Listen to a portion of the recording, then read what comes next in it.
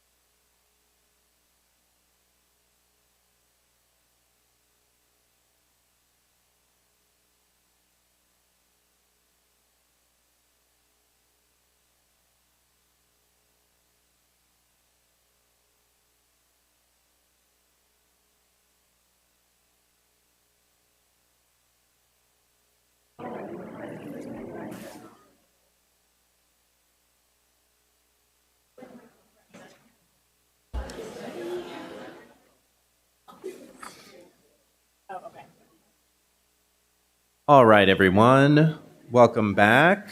I'd like to call this meeting back to order at 6:03 p.m. Let's see, the board met in closed session and no action was taken. All right, so welcome to the Elk Grove Unified School District Board meeting. Live streaming of full in-person board meetings will be available to the public via the Zoom platform. Today's meeting is being video recorded and will be available to the district's, will be available on the district's YouTube channel. We encourage you to attend the meetings and share your feedback with the board. Your active participation is valued and contributes to the decision-making process. Let's see. Let's do that. Comment. All right. So briefly, a little bit of information on public comment. During regular board meetings, the public may make public comments on items on the agenda or items not on the agenda. Requests to make public comment will be accepted for an item up until the board president announces the item.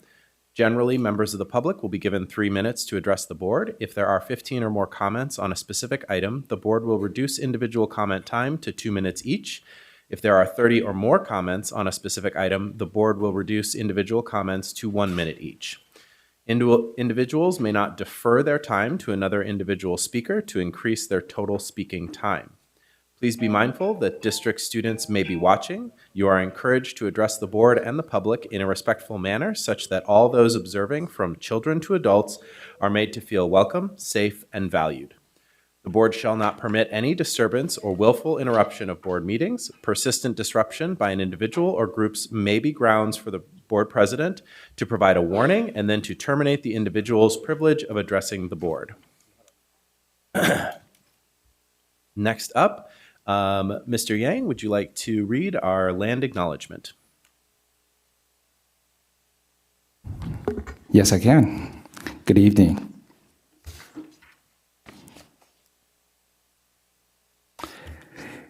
We acknowledge that the Elk Grove Unified School District administrative facilities and schools occupy the unceded territory of the Mi'kmaq, the original people of the skies, land, and waters, where we work and learn. The Mi'kmaq have cared for these lands since the time immemorial. They continue to teach their traditional knowledge that comes from and responds to the needs of the land and people who share it. May our daily lives and work teaching, learning, leadership, and community engagement support the evolving vision of the Mi'kmaq for their community and these lands. May we strive to acknowledge the past for the betterment of our future generations. May we look to our tribal partners, the Wilton Ranchera, the descendants of the original people of this land, to assist with the successful education of our community.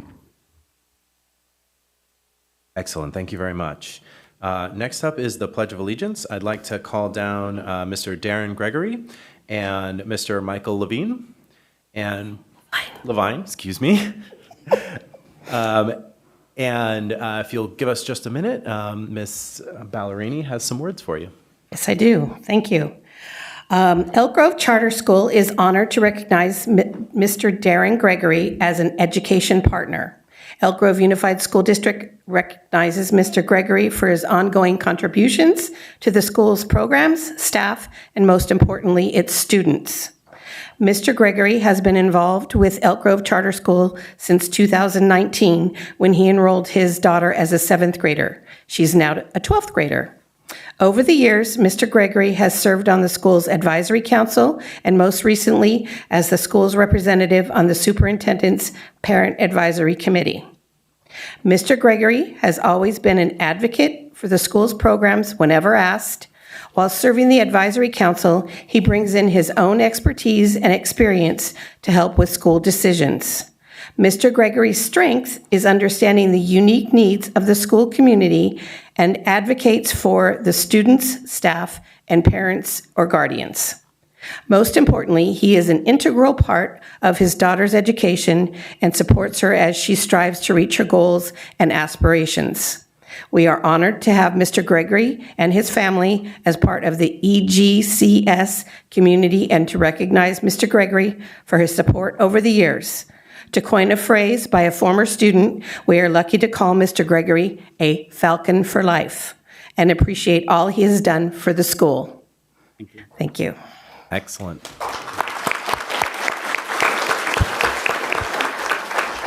All right, I invite everybody who wishes to do so to join us for the pledge and hand it off to you. Thank you. Ready, begin. I pledge allegiance to the flag of the United States of America and to the republic for which it stands, one nation, under God, indivisible, with liberty and justice for all. Thank you. And I have something for you. I'll be right down. Thanks.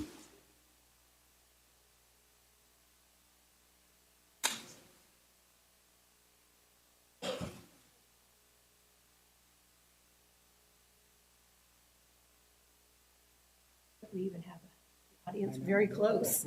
You want to go over here?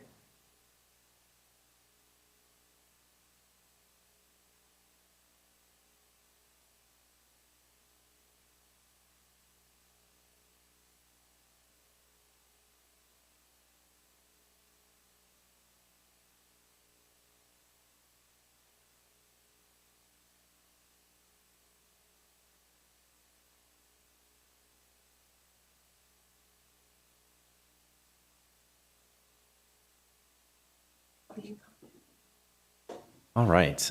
Before we get to our regional report, we do have one presentation first. And so, Ms. Avey, I'll hand it off to you. Great, thank you. Good evening, Board. President Vargas, members of the Board, Superintendent Hoffman, and Ms. Avalos. I ask the Board to reaffirm February 19th, 2025 as an annual day of remembrance in the Elk Grove Unified School District. Joining me this evening are some guests from, and I see one who may be coming in right now, we'll announce her in a bit, that are joining us that have been a part of a citizens group and just partners with the district that have supported the time of remembrance. So it's important to note that this year marks the 83rd anniversary of the executive order signed by President Roosevelt on February 19th, 1942.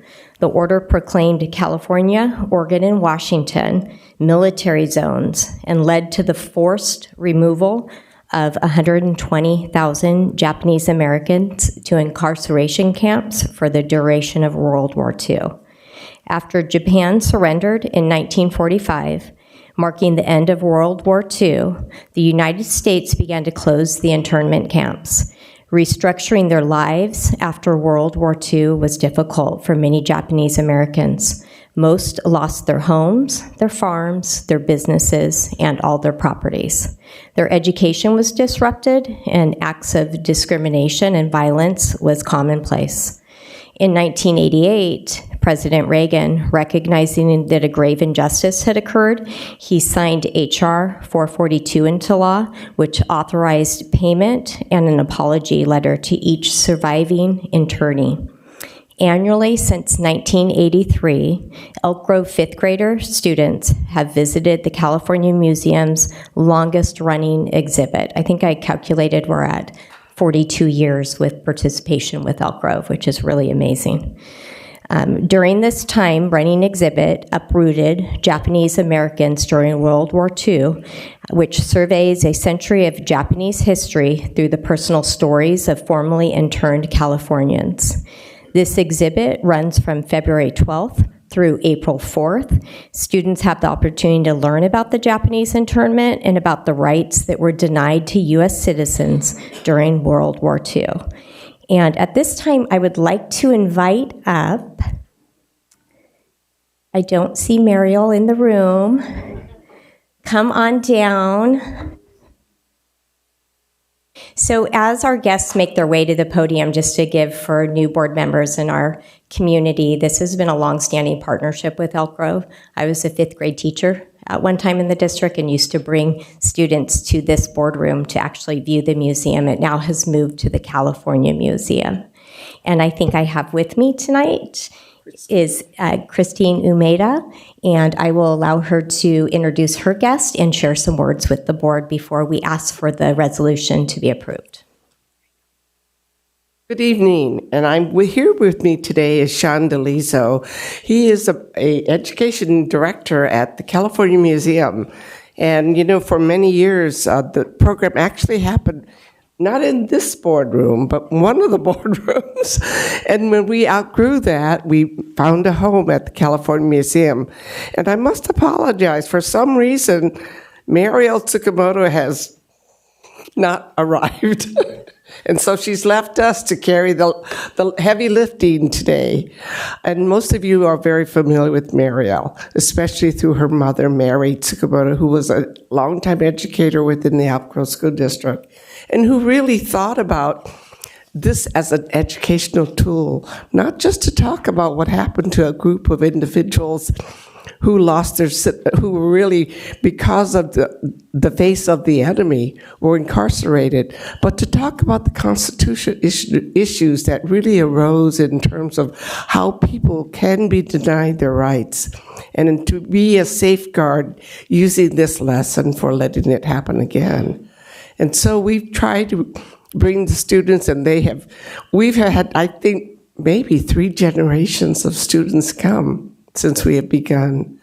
And so many of them, the teachers especially, will have seen the evolution of how our story has evolved.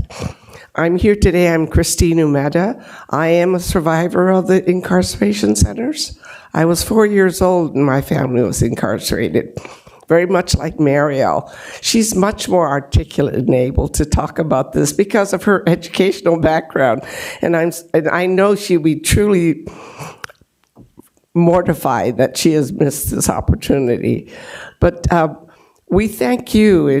I guess we can't stress enough that the Elk Grove Unified School District is the only board in California, and most likely the nation, that has made it a point to pass a resolution yearly honoring the time of remembrance and making it a educational partnership to reach out and teach your 5th grade students. And through that effort, we're able to reach out to so many other Californians. And I'm going to let Sean talk a little bit about the actual educational partnership we have with the Elk Grove School District, the California State Archives, the CSUS collection that Mary Tsukamoto gave regarding the incarceration, and the California Museum. Sean. Thanks, Christine, and thank you, everyone. So I'm honored to stand here before you as a representative of the California Museum, and I want to thank the Elk Grove Unified School District Board and administration for your ongoing support of the Time Remembrance program at the California Museum. We're incredibly grateful that you share our commitment to ensuring that our community's young people not only learn about the incarceration, but are also inspired to take action towards securing justice for all. Today, attacks on groups of people based on their ethnicity, immigration status, and religion are increasing, making the importance of programs like this clear. The students who experience the Time Remembrance program better understand the Constitution, as that is a pivotal part of this program, and realize that the rights it provides can be fragile. They leave knowing the importance of standing up for the rights of others whenever they're challenged, and knowing that a person of any age can make a difference. Since the start of our historic partnership, bringing this exhibit to the museum 25 years ago, over 50,000 Elk Grove students have participated. That number grows every year. Last year, our staff and dedicated docents were overjoyed to see so many Elk Grove students walk through the California Museum doors to participate in the Time Remembrance program. All those students from all schools, all over the state actually, take part in this program. We have always had the highest attendance and, even more importantly, the most prepared classes from Elk Grove Unified Schools. It is your support that makes such engagement possible. We couldn't do it without you, and thank you again for supporting this important program.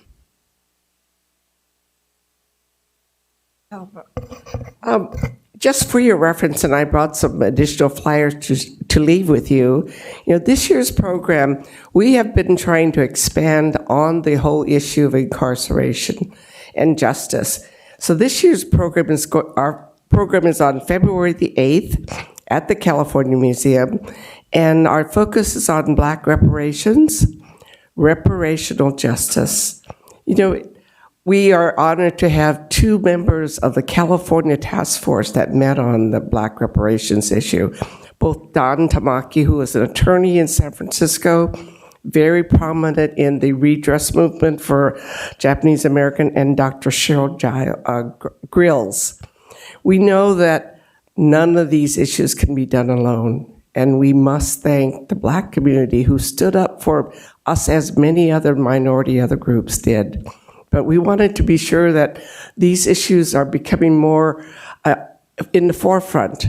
We don't know enough about it, and we wanted to use our program this year to share that. So I'll leave these with you.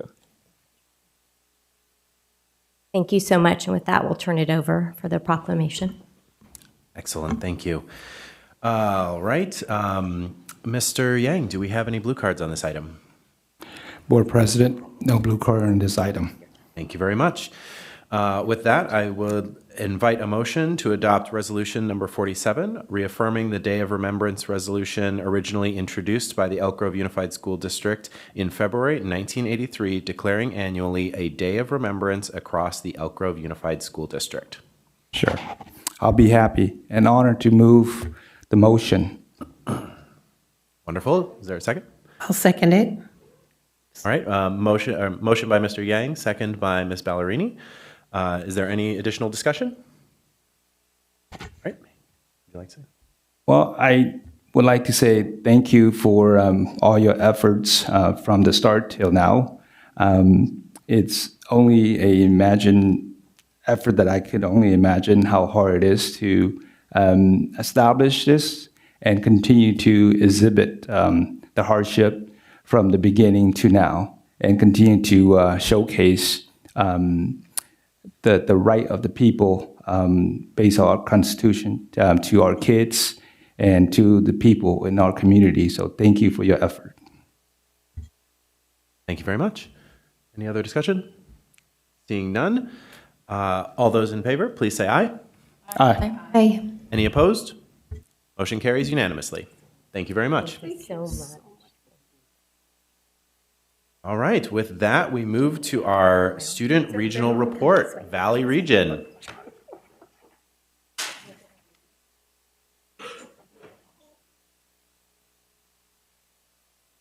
Take it away.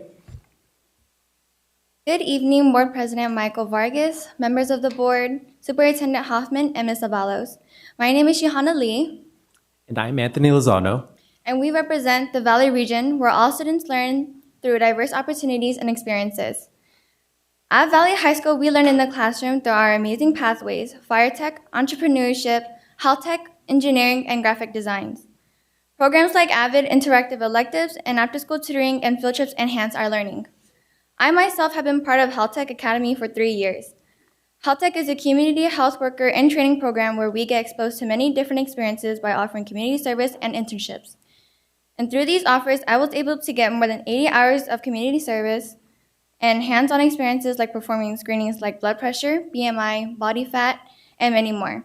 We also serve in the community by giving health education about nutrition, diabetes, heart disease, fitness, and many more. This helps me build on communication and build knowledge and health in general.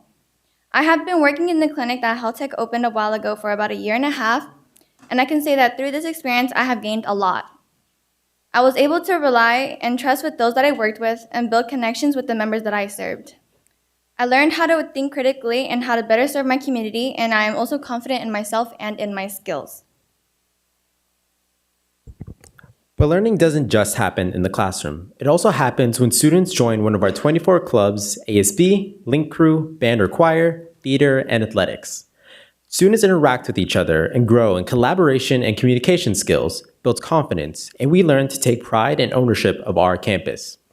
For me, being at Valley has shown me that many of the opportunities given are from my own peers.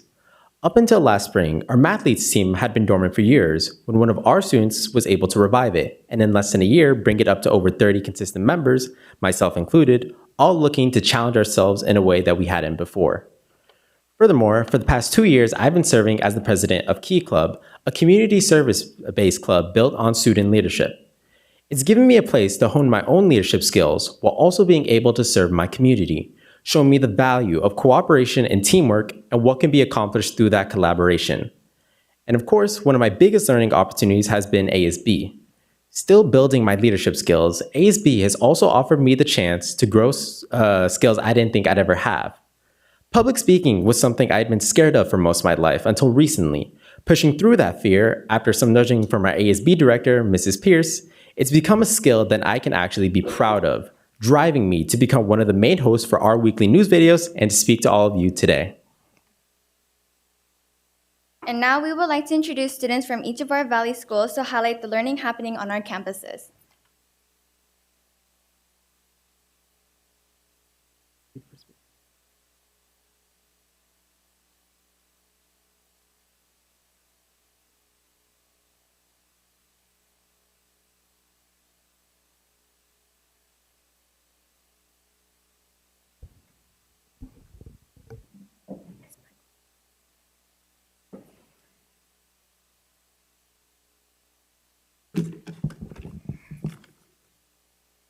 My name is Harold Booth, and I attend Perry Elementary School.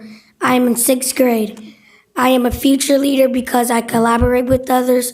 I am also a future leader because I help people in class when they don't understand something. My learning will lead me to college. My learning could also lead me to success in the future. Learning is important because it could get you somewhere in life and help me reach my future goals.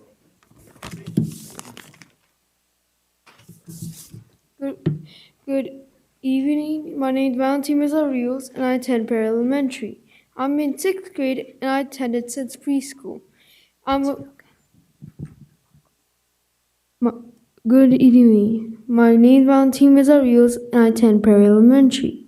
I'm in 6th grade, and I attended since preschool. I'm a future leader because I like to work with others, inspire them to reach their goals and dreams. My learning will lead me to understand others and all the different ways I can make the world a better place. Learning is important because with knowledge, we can become the best version of ourselves. Perry has been helping me learn so I can become better every day. Thank you.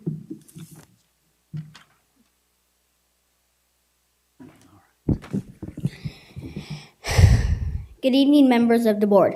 My name is Dominic Lemus. I'm a 3rd grade student at Union House Elementary. My learning will hopefully lead me to become an active member of the U.S. Army. I would like to become a high-ranking officer so I can help protect my country. Union House helps me reach my goals because I will need a lot of math and leadership skills. Military officers need these skills to guide others. I've had the opportunity to be in the leadership program at Union House where I was able to represent my 2nd grade class. I feel I'm a positive role model for all the younger students and my peers. This year, I was a team leader for a program called Running for Red. I was the first student out of the Union House team to finish the 5K. I love Union House because we have great staff and they want to see all students succeed. They may be a little strict at times, but I know it's to help me grow as a person and be a successful adult. Thank you.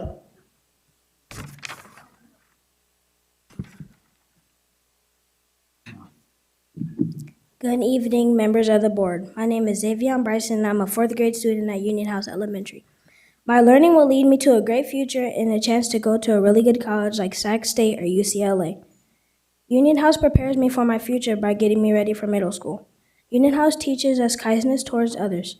It's important to be kind because when I grow up, it'll be easier to get a job or accepted where I want to be. My learning is important to me because I want to be a successful entrepreneur when I grow up. I want to start a business where I design clothes and shoes. Union House prepares me for this because my class has art every Friday. I get a chance to practice my artistic skills and designs for my debut clothes and shoes. Math will help me know the prices and profits that I make. I love Union House because of all the kind staff and how much they help me over the years. Even if they're a little strict, they're just holding up their high standards. Thank you.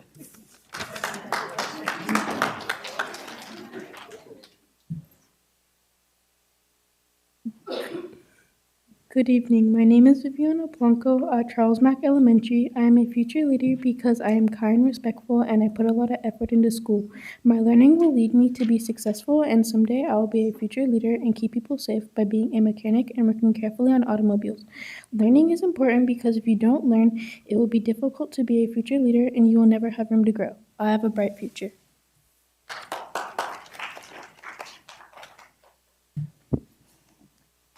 Good evening. My name is Kaja Ahmed. At Charles Mack Elementary, I am a future leader because I am a strong communicator, a critical thinker, and I possess the ability to inspire and motivate others. My learning would lead me to my goal of having a successful career that allows me to accomplish my own personal goals, professional goals, and improving confidence, competence, and self-esteem. Learning is important because it teaches us how to connect with others, share our knowledge, and create a great future. Learning is also important because it produces long-lasting experiences that is meaningful and can change a learner's thinking. I have a bright future.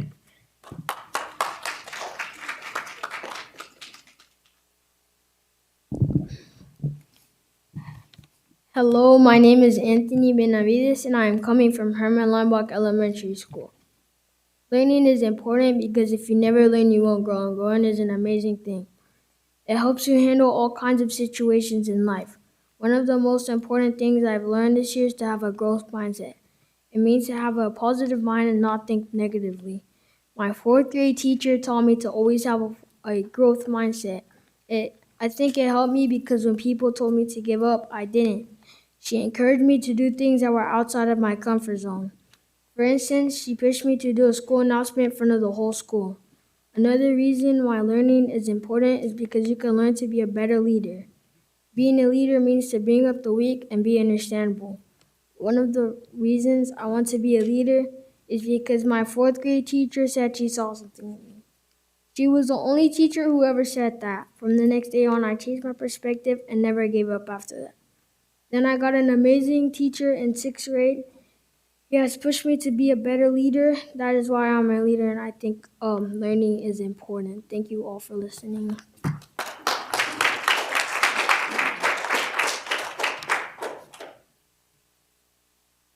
Hello everyone, my name is Alonzo Hanzi and I am here representing Herman Leinbach Elementary School.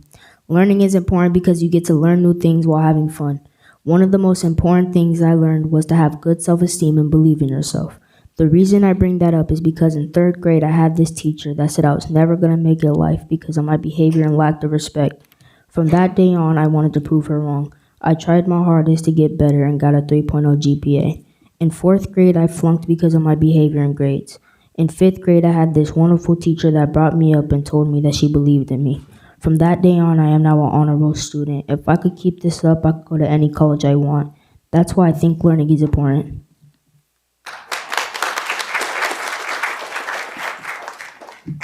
Hi, my name is Catalea Lopez and I go to John Reith Elementary. Learning about Wicker and WIM is helping me achieve success.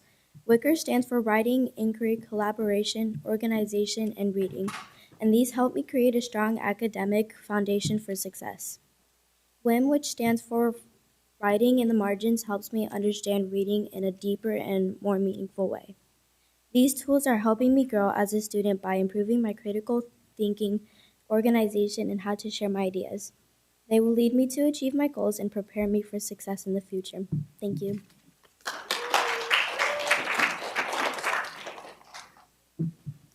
Hi, my name is Roma Silva from John Reith Elementary. Learning is important because it teaches you the foundations to be successful in the world.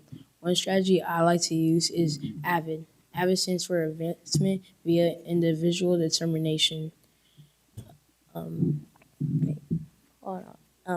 This AVID has helped me become a better learner. by using CASA's levels of questioning and using WICR. WICR stands for Writing, Inquiry, Collaboration, Organization, and Reading. This has helped me become a better reader and writer. Thank you.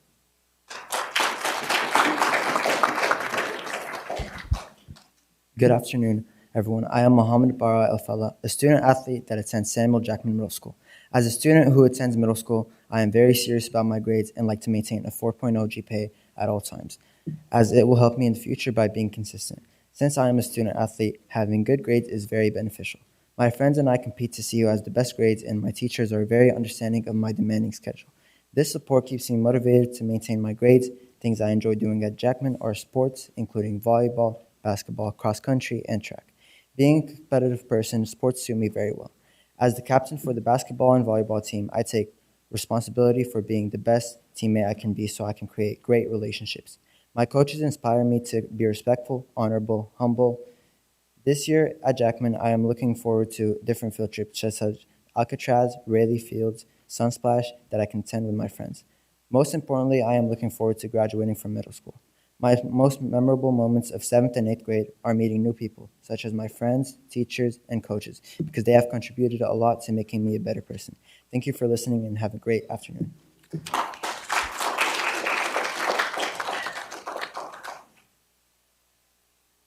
Good afternoon, Elk Grove board members. I am Yelissa Gonzalez. I attend Samuel Jackman Middle School.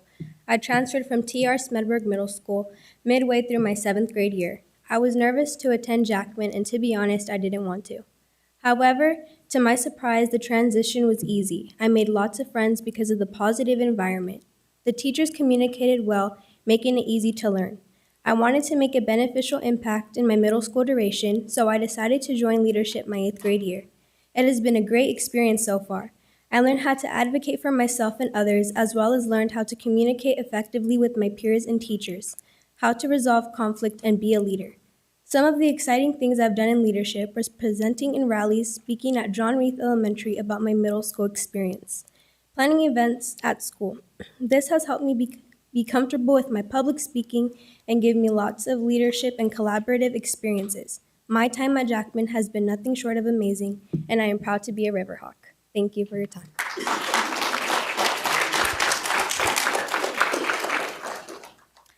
There really is some pretty cool learning happening in the Valley region, so I would like to start by saying hi, my name is Grace Longmire, a junior at Valley High School. The Valley prides itself with being one of the most diverse schools in the district. Every student in the Valley region serves a purpose, whether it's through academic programs or extracurriculars. Everyone is encouraged to be the best possible scholar they can be. A good example of this is ASB. The sole purpose of ASB is to provide a positive outlet for students on campus through active engagement, collaboration, and development. I know this firsthand because I'm an ASB student and have been for the past 3 years. When I came to Valley, I knew I had a passion to serve, but I just didn't know what to do with it. I was scared of starting high school and I didn't know where or how to start my journey.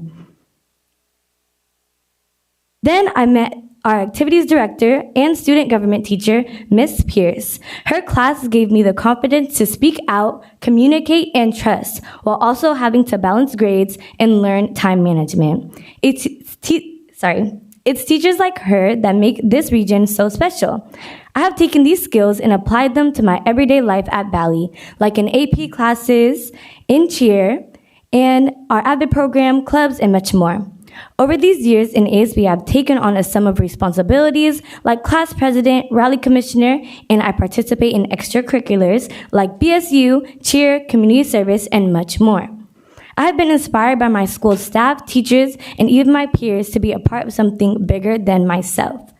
Although I'm still on my journey through high school, I've learned valuable life skills, connected, and made friendships that will last a lifetime. Thank you for not just supporting me, but all the students in the Valley region. So we've put together a video to show you the learning and fun in action. We hope you enjoy.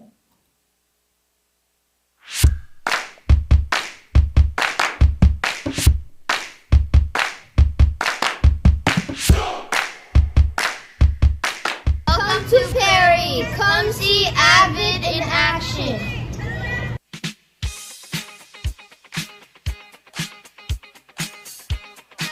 I got chosen for writing on Wicked Wednesday because I had great details. I take notes to help me with my writing. When participating in philosophical chairs, I have to research about the topic and prepare evidence. I have to listen to the other side's idea to provide new information back.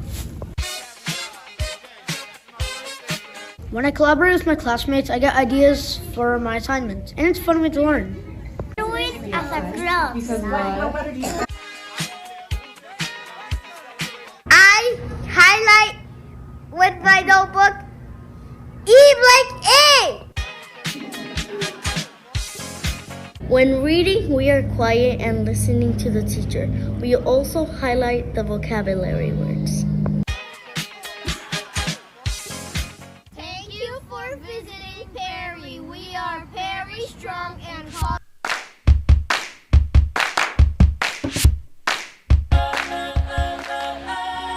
Welcome to John Reed, home to the Jaguars.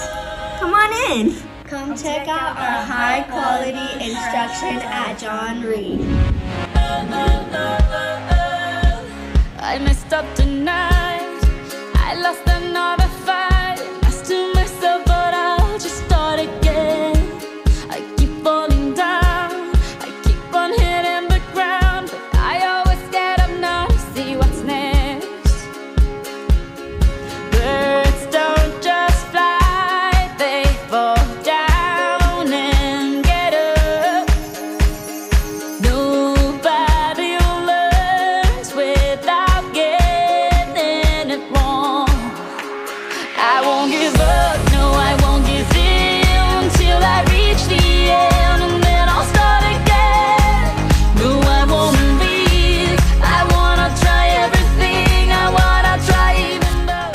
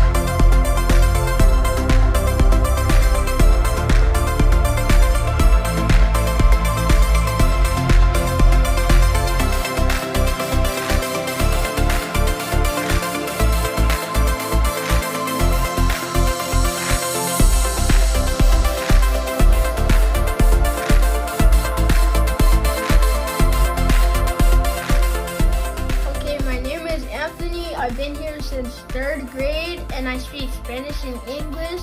I think it's important, the English program, because it's inspiring for other students to keep on going and to not give up.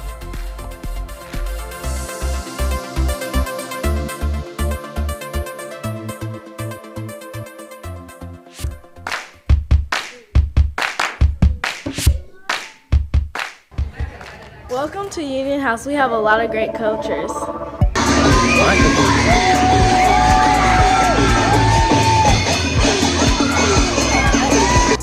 I'm Mo. Mexico. And at Union House Elementary School, we have a really cool Black Excellent Parent Group. It's creating that community, and that's where it starts. That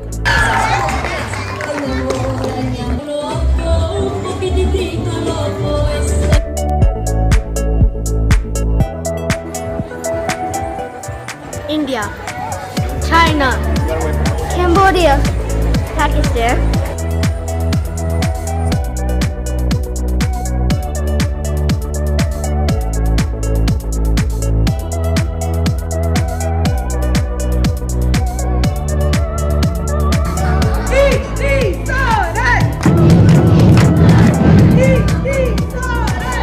Uganda forever.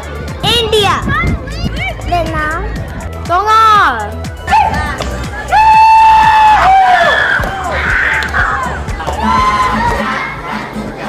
Nicaragua and Fiji. Sacramento.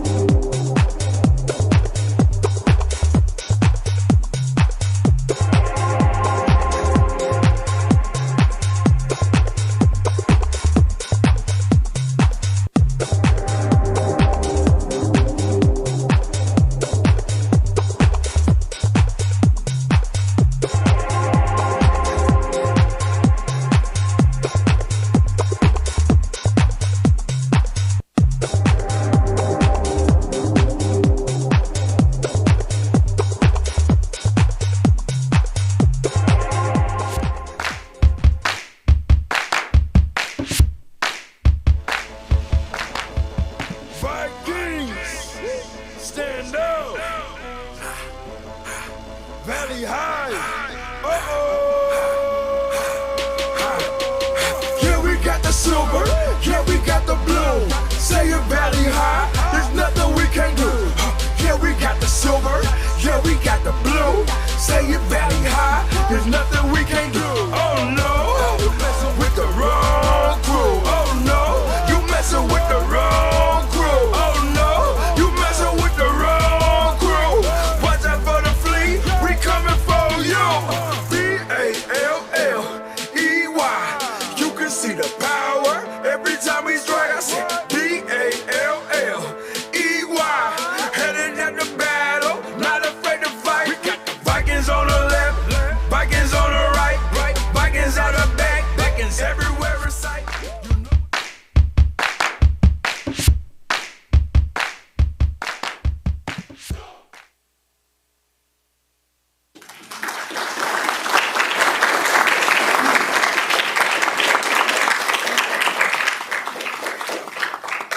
Now, I would like to show how we are united as a region with the help of some of our Valley Region spirit leaders. Thank you.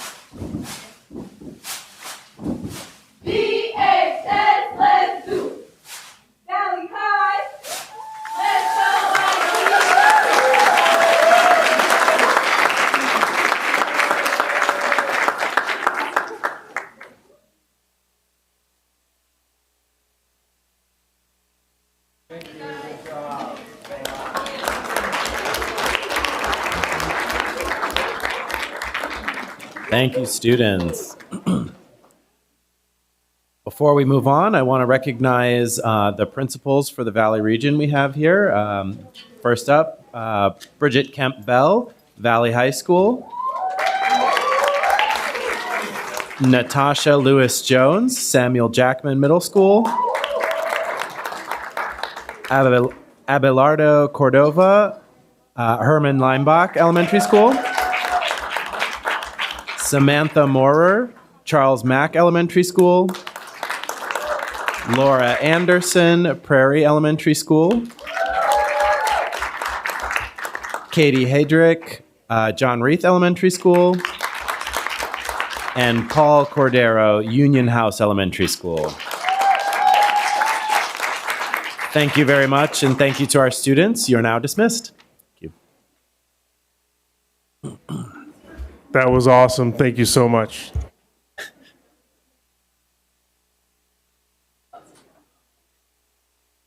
We'll pause for 1 minute to let people file in and out.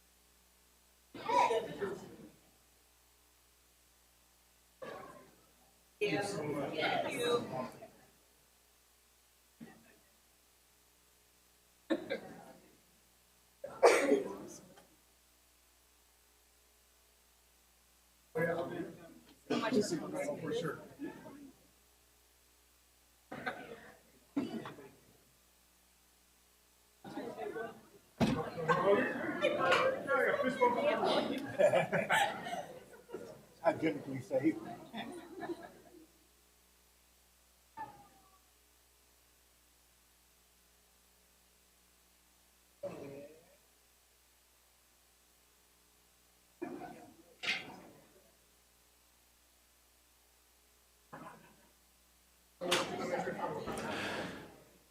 All right.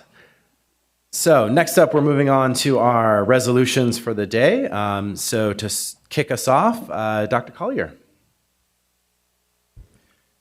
Good evening, Mr. President Vargas, members of the board, Superintendent Hoffman, and Ms. Avalos. I am here today to bring forth a resolution to designate February 2025 as Black African American History Month. As part of the Board of Education's legacy of advocacy for equity and the value of diversity within our school district, members of the Board of Education have an opportunity to recognize February as Black African American History Month. This observance encourages society at large and schools in particular to celebrate the achievements of Black African Americans and also to re-examine society's role in preserving the civil rights of all and of its citizens. Although the study of the contributions in literature about and authored by Black African Americans is part of the curriculum throughout the year, this designation is February adds special emphasis. Elk Grove schools have many special events during Black African American History Month in addition to activities and classwork that occur throughout the year in accordance with sites and departments' student unity and diversity goals. At the elementary level, the Black African American history activities are integrated into classroom discussions, art projects, social studies, and language arts. Examples from our adopted curriculum include A Great American Teacher, a biography about Mary McLeod, help many Black African Americans get an education, as well as Delivering Justice, a biography about how one man became a civil rights leader in his community. All elementary schools include the study of influential men became all elementary schools include a study of influential Black African Americans. At the secondary level, some specific pieces of Black African American literature include Beloved, Black Boy, I Know Why the Caged Bird Sings, Native Son, Raisin in the Sun, and Their Eyes Were Watching God. History, social science teachers engage students in discussing and learning about the history and contributions of Black African Americans in the United States and the world. In support of this resolution, the Curriculum and Professional Learning Department will provide resources to teachers to recognize and celebrate Black African American History Month. Furthermore, the Educational Equity Department has posted additional resources on their department website for district personnel. I put forth this resolution to the board. Thank you. Thank you very much. Mr. Yang, do we have any blue cards on this item? Board President, there's no blue card on this item. Excellent. Then I would like to invite a motion to adopt resolution number 42, designated February 2025 as Black African American History Month. Mr. Vargas, I do have a comment. Yes, we'll get to that after the motion. Thank you. Move the motion. Moved by Mr. Yang. Seconded. Seconded by Ms. Ballerini. With that, would any board members like to be recognized on this item? Ms. Moore. Thank you so much for the presentation, and I will be voting in favor of this resolution.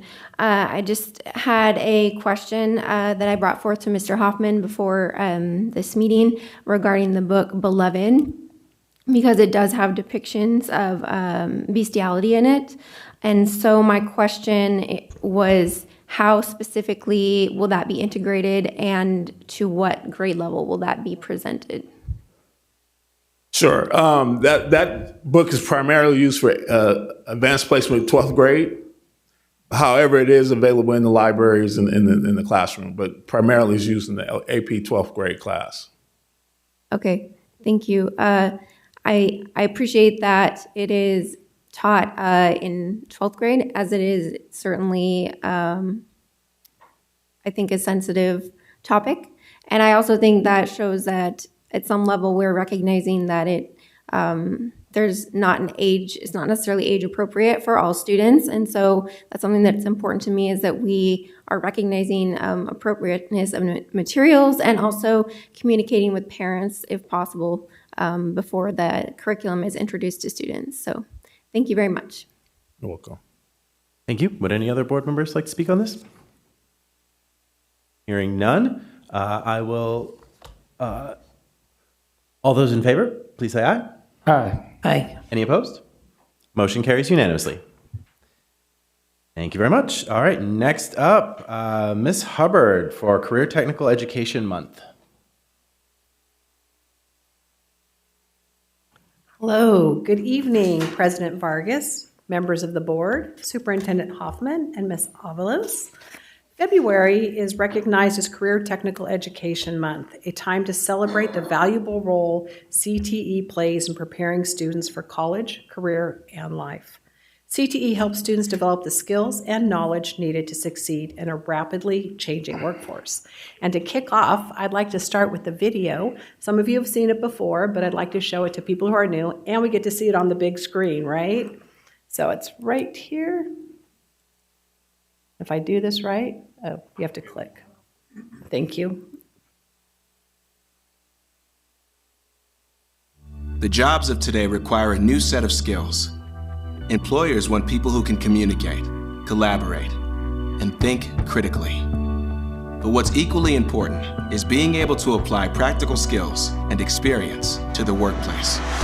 Our students, too, want to feel confident that the classes they're taking now have purpose and will prepare them for both college and career options after high school. At Elk Grove Unified School District, we're meeting these demands because we know that high school education can't stand still. With Career Technical Education, or CTE, we've designed pathways that combine both high-level academics along with technical training to make high school relevant, real, and hands-on. Every student in our district has the opportunity to participate in a pathway and explore potential careers that interest them. We offer over 60 CTE pathways in 13 industry sectors taught across our comprehensive and alternative high schools. Through a series of courses, students progressively build skills through real-world projects and hands-on experiences. They work together and are surrounded by a community of friends and mentors. And as part of their pathway, students have the opportunity to develop leadership skills, earn college credits and certifications, and interact with local industry, through guest speakers, field trips, internships, and more. Throughout our high schools, our data consistently shows when students complete a CTE pathway, they're far more likely to have success in high school, college, and beyond. And it's all because they're on a path that's connected to their goals. CTE students are getting the exposure, experience, and opportunities they need to know what they want to do and understand the education they'll need to achieve it. We've also made sure every CTE pathway leads directly to college and career opportunities. The professional workplace skills they're learning easily translate to any job. And with a resume full of real-world skills and certifications, students have a head start for finding work after high school. With career technical education, we're helping every student in our district find success and have a competitive advantage in college, career, and life. It's easier than ever for students to start on their path right now. Visit our website to learn more about CTE pathways at Elk Grove Unified School District.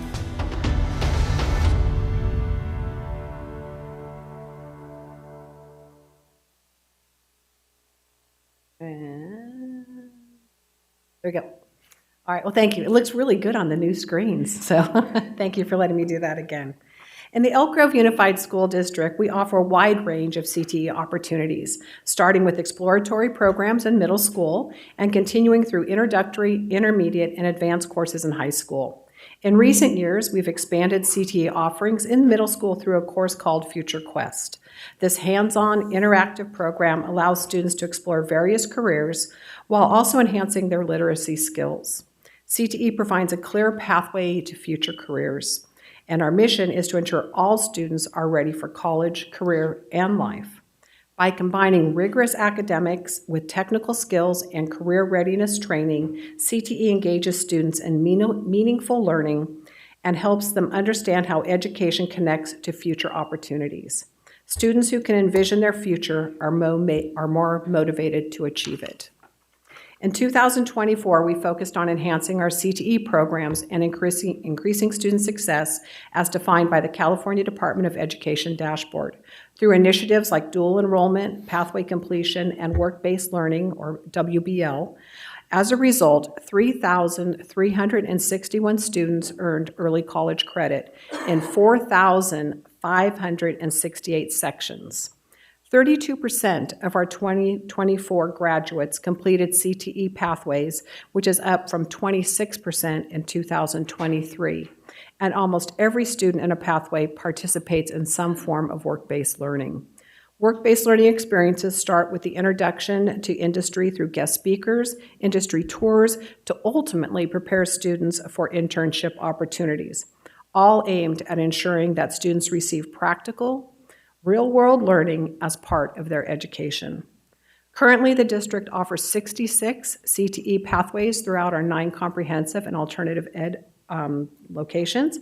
And for the 25-26 school year, we're adding 2 new pathways. We're adding an education pathway at Laguna Creek and a business academy at Franklin High School, all in line with regional needs. This resolution affirms our commitment to providing students with valuable education and workplace experiences beyond what traditional instructional models offer, preparing them for success in a wide range of career. Thank you. Thank you very much. Mr. Yang, do we have any blue cards on this item? Board President, no blue card on this item. Thank you. Then I will entertain a motion to adopt resolution number 46, designating February 2025 as Career Technical Education Month. So moved. Moved by Ms. Albiani. Seconded. Seconded by Ms. Ballerini. And would any board members like to speak on this item? Seeing none, we'll move to a vote. All those in favor, please say aye. Aye. Aye. Any opposed? Motion carries unanimously. Cool. Thank you. Thank you. All right, moving to student expulsion and involuntary transfer. First on our request for student expulsion, would anybody like to address the board in closed session regarding a student expulsion? Seeing none, I will entertain a motion to approve the recommendations for student expulsion. Moved by Ms. Albiani. Second. Seconded by Mr. Yang. All those in favor, please say aye. Aye. Aye. Any opposed? Motion carries unanimously. Request for return from expulsion. I will entertain a motion to approve the request for return from student expulsion. So moved. Moved by Ms. Ballerini. Second. Seconded by Mr. Yang. All those in favor, please say aye. Aye. Any opposed? Motion carries unanimously. All right, moving on to public comment for items not on the agenda. Mr. Yang, are there any public comments?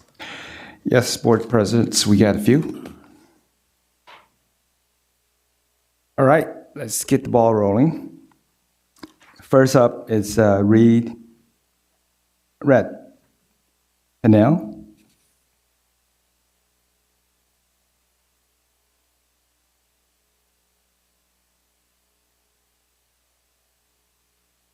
Followed by Maria King.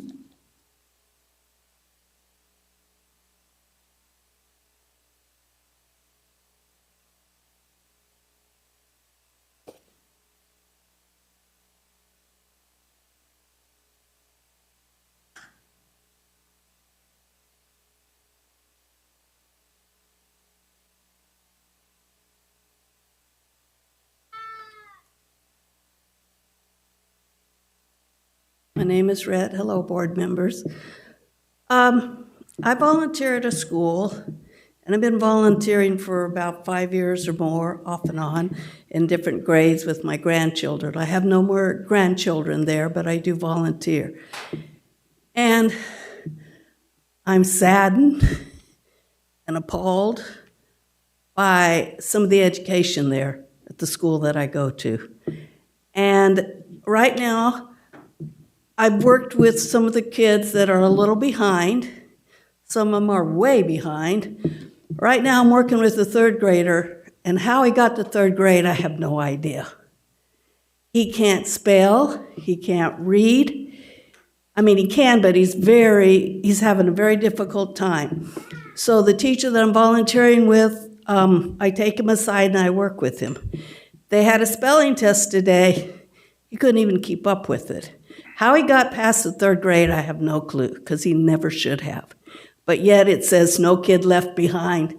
This kid's going to get left behind. They don't have a para in the class, so I come 4 to 5 days a week and I volunteer for the teacher. I'm retired, so I have no problem. I can make my own hours.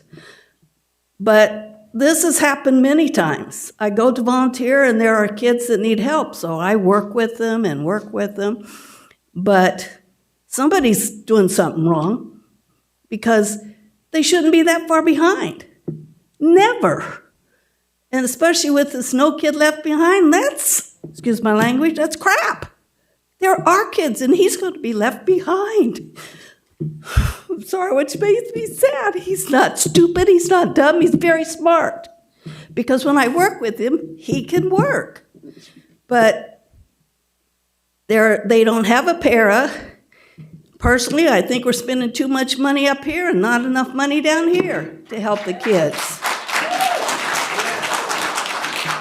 And something needs to be done about that. This is our future.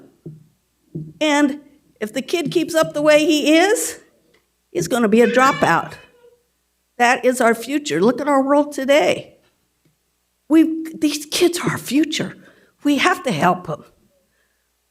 You know, to me, that's being rude, mean, unkind. Don't do that to them. I worked with my grandchildren when they went to school, and I helped them. And I've been volunteering in classes, and I do whatever. I tell the teacher, whatever you need help with. If there's kids, I'm there for them. I want children to succeed. And right now, I think a lot of the curriculum is too fast and too hard. We're not taking into account every child. Every child is different. And I want you to think about it. I don't think anybody's going to care, but whatever. That's my 2 cents. Thank you. Up next, Maria King, followed by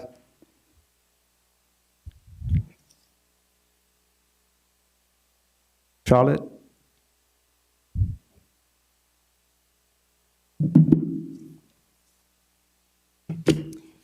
Okay. everybody.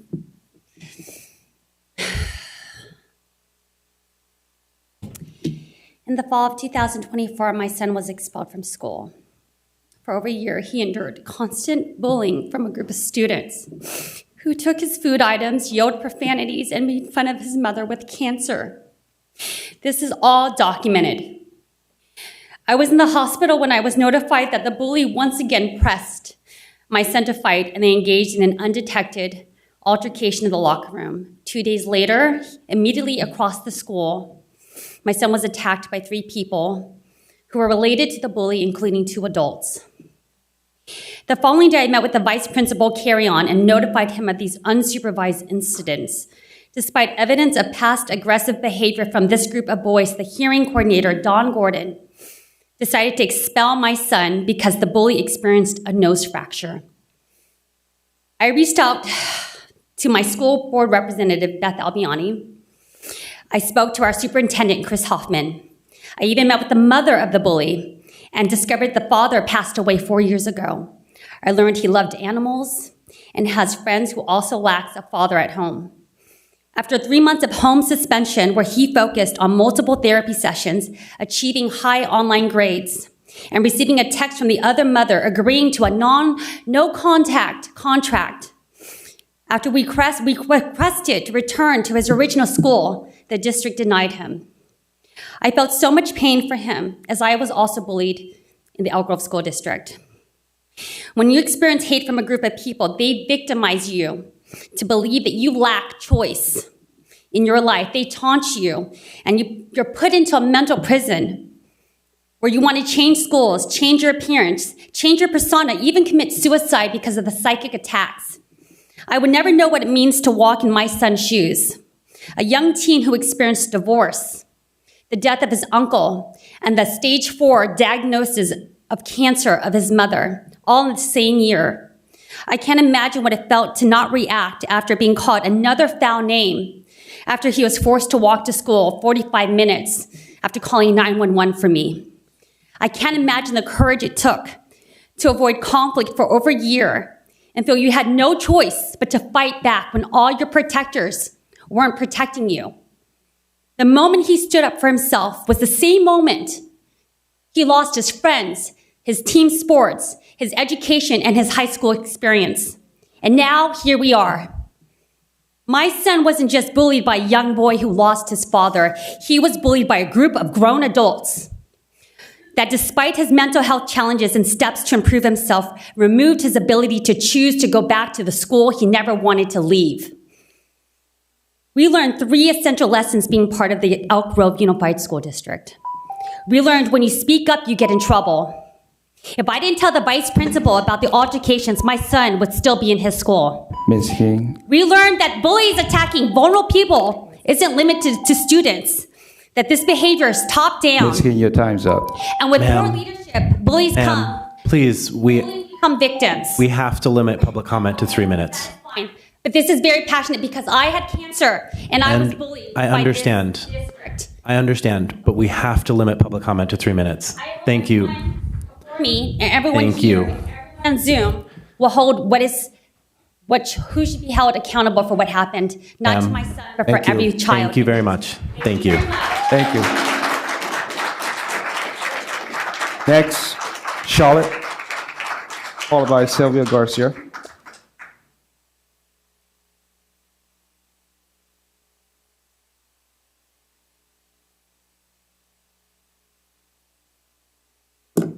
First of all, I want to congratulate the new board members, welcome you, and the members and new officers. I'm coming before you tonight to talk about my children's 504 plans.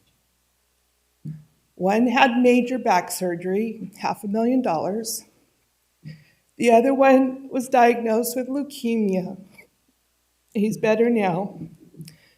But I go to update my 504 plan and find out it was altered without my permission. The district nurse had talked to me last year, and you know what her first question to me was? Does your little boy still have cancer? How heartless is that? Yes, the district nurse. I don't know what her name is, but she's a jerk. So I'm coming to you because in my 504 plan, my son's especially, he is supposed to have excused absences. Yes, they were excused while he was on chemo, but they're not excused now that he's been in remission. And I feel that I'm trying to be forced out of taking him off his 504, which is not fair. We don't know the long-term reactions. My son is a very smart boy. Mr. Hoffman has met him. He won the Every Student Succeeds Regional Award. Mr. Hoffman knows his story. Actually, Jennifer and Heidi know his story also. So I am coming to you to get whoever's in charge of 504s. These children are medically protected, and people are trying to get rid of the 504s. My daughter, who had major back surgery, is told that, oh, she can't be in pain from standing and walking all day when she has rods on each side of her spine from her neck to her lower back. I find it repulsive. These kids need to be recognized and helped out more. Their absences should be excused, because I already know there's many children in this district that get excused absences, but the ones that have medical issues background do not. Thank you. Thank you. Next, Sylvia Garcia, followed by Nicole Gomez.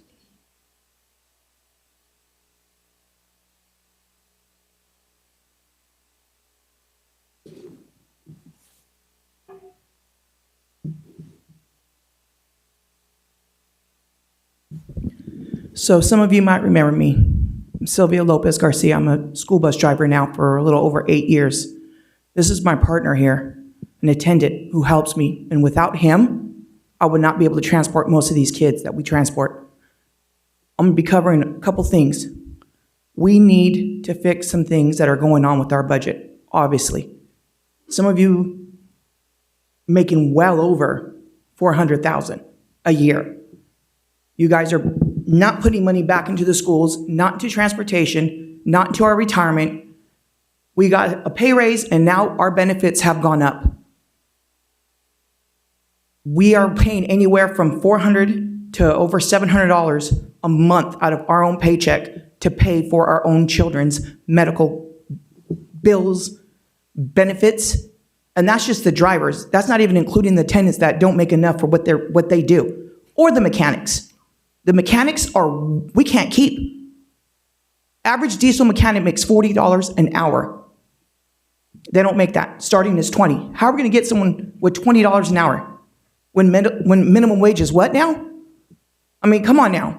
Our benefits need to be worked on, and not you guys walking away from the table and having a one-word change on the contract. We're a team here. We're here for the kids. We want to be here to work. We don't want to leave. We're losing people to other school districts that are offering better, and they're smaller than ours. We cover everywhere. Go to Galt. When I tell people I go to Davis, I go to Rancho Cordova for one child because that child needs to go to speech therapy. Guess who's there to help me? Nico. And he can't even pay his own bills. He has to work multiple jobs like most of them attendants do. We lose people to other school districts that are so much smaller than ours. We lose mechanics. We lose teachers. We lose. It's ridiculous. Our school district makes too much money for us to be not having the things that we need just to survive. I'm sure you guys can pay your medical bills and have no problem paying your part of the benefits, but we can't. I go to some of these schools, and these schools don't have the stuff either. We're struggling just to find seatbelt locks, equipment, because some of the kids we have multiple vests, zipper vests. We have kids with severe disabilities that we transport. And we do it all the time. That's not even including our training. We do active shooting training. We do hijacking training, CPR, medical first aid. Now we're doing the DEI training too. All this training we're doing, we should have a college degree. And then you guys don't want to pay us? Most of us were raised in this area. I came from Markoffer. I graduated from Valley. Thank you. Next, Nicole Gomez, followed by Crystal Lee.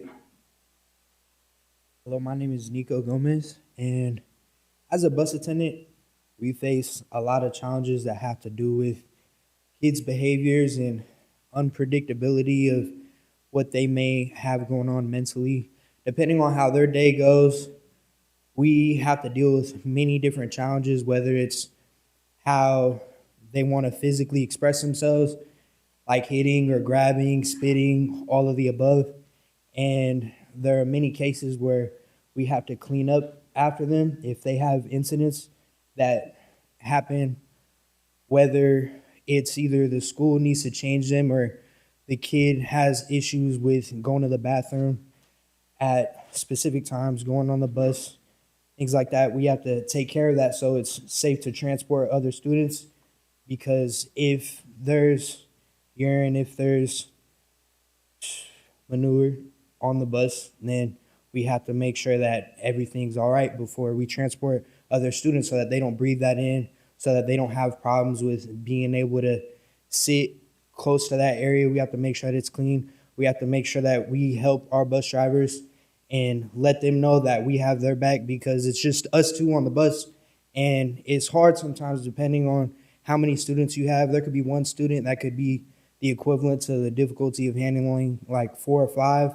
And if you don't have the proper equipment, if we don't have the right tools to be able to help with our job, then we have to sit and be able to stand by them. And while all the other kids are having the problems that they have, we have to focus more on other students that have severe issues, and there could be medical emergencies going on. And if a student's acting up and we don't have the right equipment to secure them, we can only be in so many places at one time, and we can only make so many different stops. We have very tight schedules, and it's a lot to deal with. For what I started out making about 16 an hour, and now I make about 18, and I try to work as much as I can every day.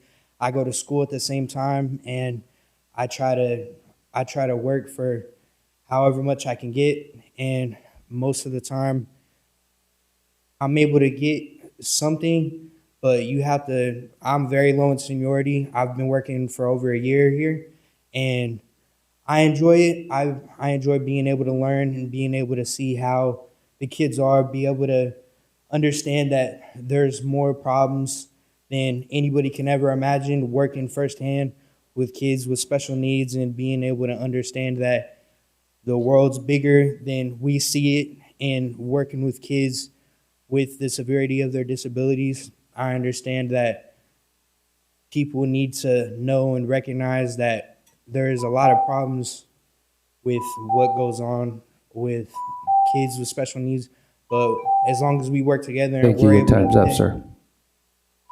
Thank you for your time. Next, Crystal Lee.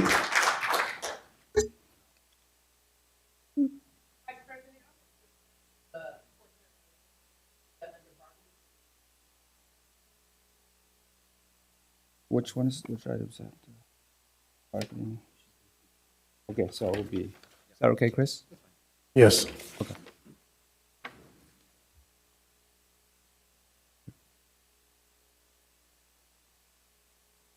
All right, last one. Edgar Bartolino. If I pronounce your name wrong, please correct me. Thank you.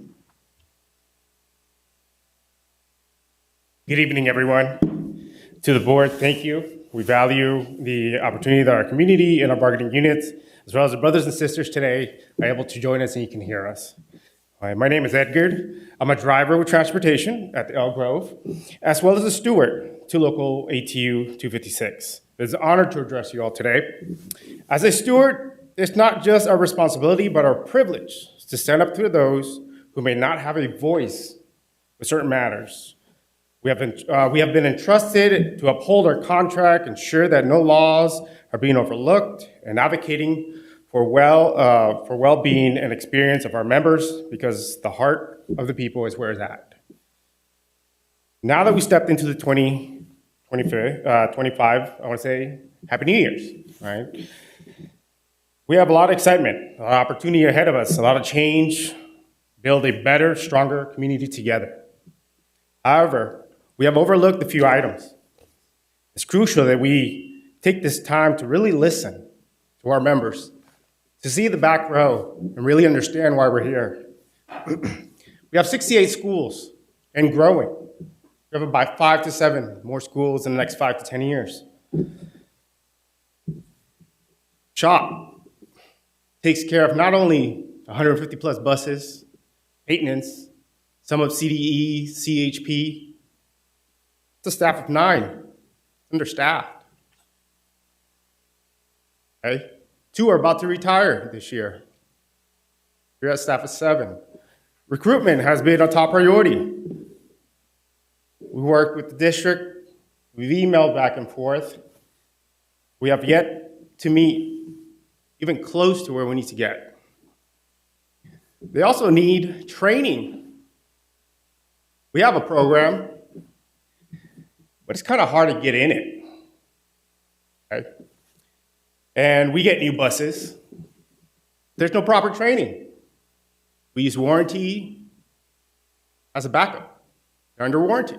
Send them to the company. Bring it back. SHOP is asking for more training, more development, more growth. They're asking for support from its district. There's also the need for more training and support for our drivers and attendants, as you heard today, particularly when it comes to managing behavior within the bus, even the support to special ed needs. This will foster a positive outcome.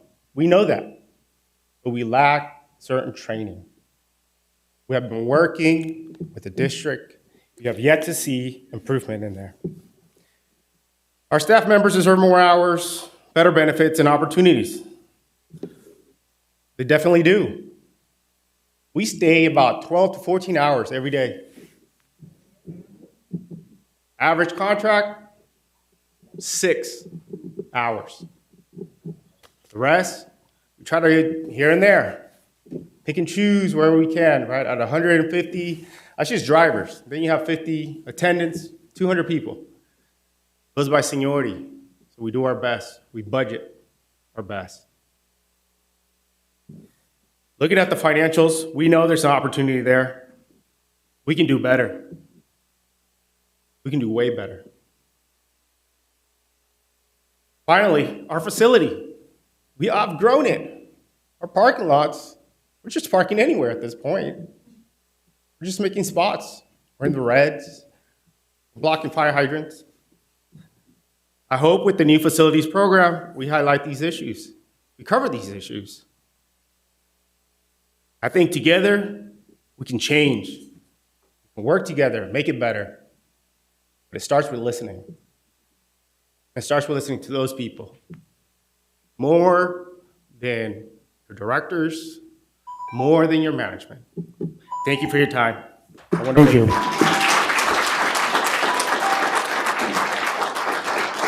Board President, that ends our blue card on public comment. Thank you very much.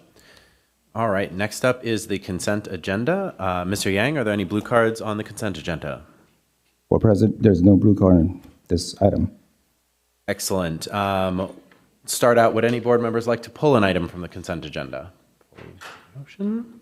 Right, then I will entertain a motion to approve items 1 through 18 on the consent agenda. So move. Mr. Yang is moved. Ms. Albiani seconds. All those in favor, please say aye. Aye. Aye. Any opposed? Motion carries unanimously. All right, now we will move on to our bargaining units. Are there any bargaining units who wish to address the board? And we can start with Ms. Lee.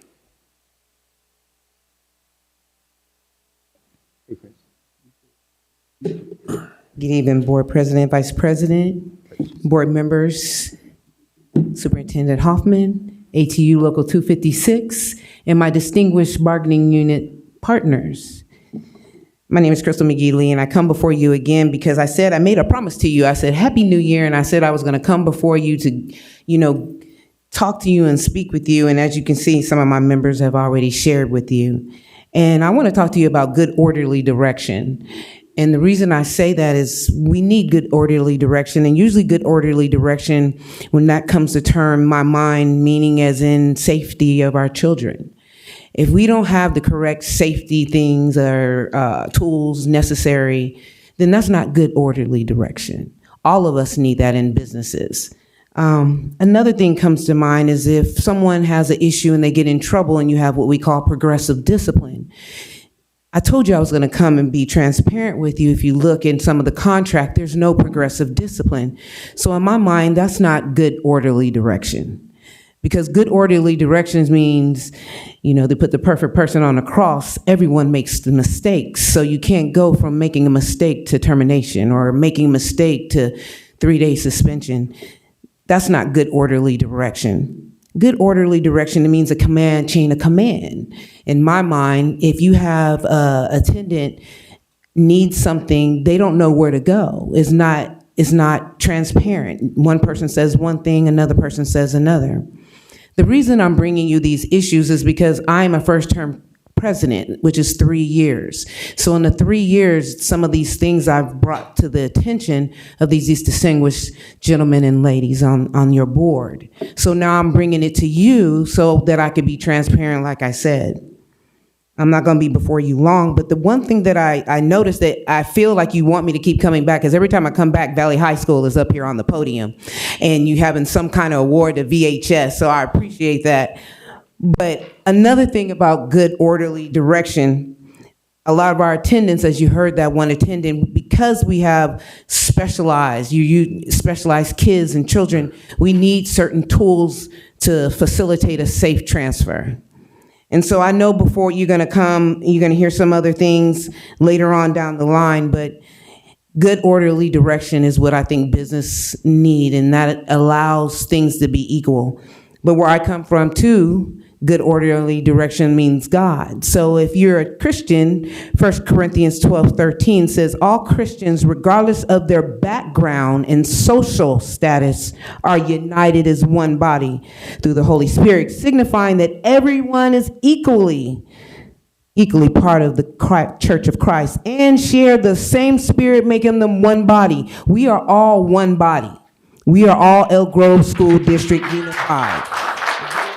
This and that. And with that being said, some Spirit making them one body with diverse functions and gifts. You have many gifts back there that aren't being acknowledged, just like different parts of the human body working together as a unit. So I'm not here to disparage or down or ridicule. I want us all to work as partners. That is my goal. So that is why I'm here tonight. That is why they're standing back there, to let you know we want to be team players, and we're asking for you to be team players with us. Thank you for your time. I appreciate you. Thank you, Ms. Lee. Are there any other bargaining units who'd like to address the board? Right. Seeing none, we will move on to reports and discussion items. Ms. Watkins for the annual audit. Good evening, President Vargas, trustees, Superintendent Hoffman, Ms. Avalos, colleagues, and members of the public. We are here to present the results of our annual financial and compliance audit. Education code requires us to provide for an audit of the district's finances every year. And so without further ado, I'd like to present Moran Murphy with the audit firm Crow LLP, who's a manager, and she will be presenting the results of our audit this evening.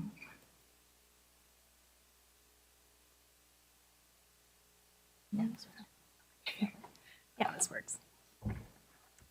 Thank you, Amari. Hi, everyone. My name is Marianne Murphy. I'm an audit manager with Crow, your external audit firm, and I am here to present your audit results for the year ended June 30, 2024. So as Amari's scrolling to the page 101, I'll just let you guys know that we perform our audits under government auditing standards, and we also utilize generally accepted accounting standards. We express opinions over your financial statements, your federal awards, and your state awards. So we have all of our results, if you will, on one page here condensed. So I'll just go ahead and get into it. So first section is the financial statements. We were able to issue an unmodified report, so that is the highest level of assurance we can provide. It's the results that you want to see. In accounting terms, if there was something very wrong with the report or material things that had gone on, we would modify the opinion. So happy to report here that this is an unmodified opinion. Going down into the internal control section, we did have one significant deficiency, and we did have a chance to discuss the results with the audit committee a few hours ago, so we have gone into detail about that. But this is related to your refunding of debt that occurred during the 24 years. So it essentially got double booked, but there was no impact to your bottom line.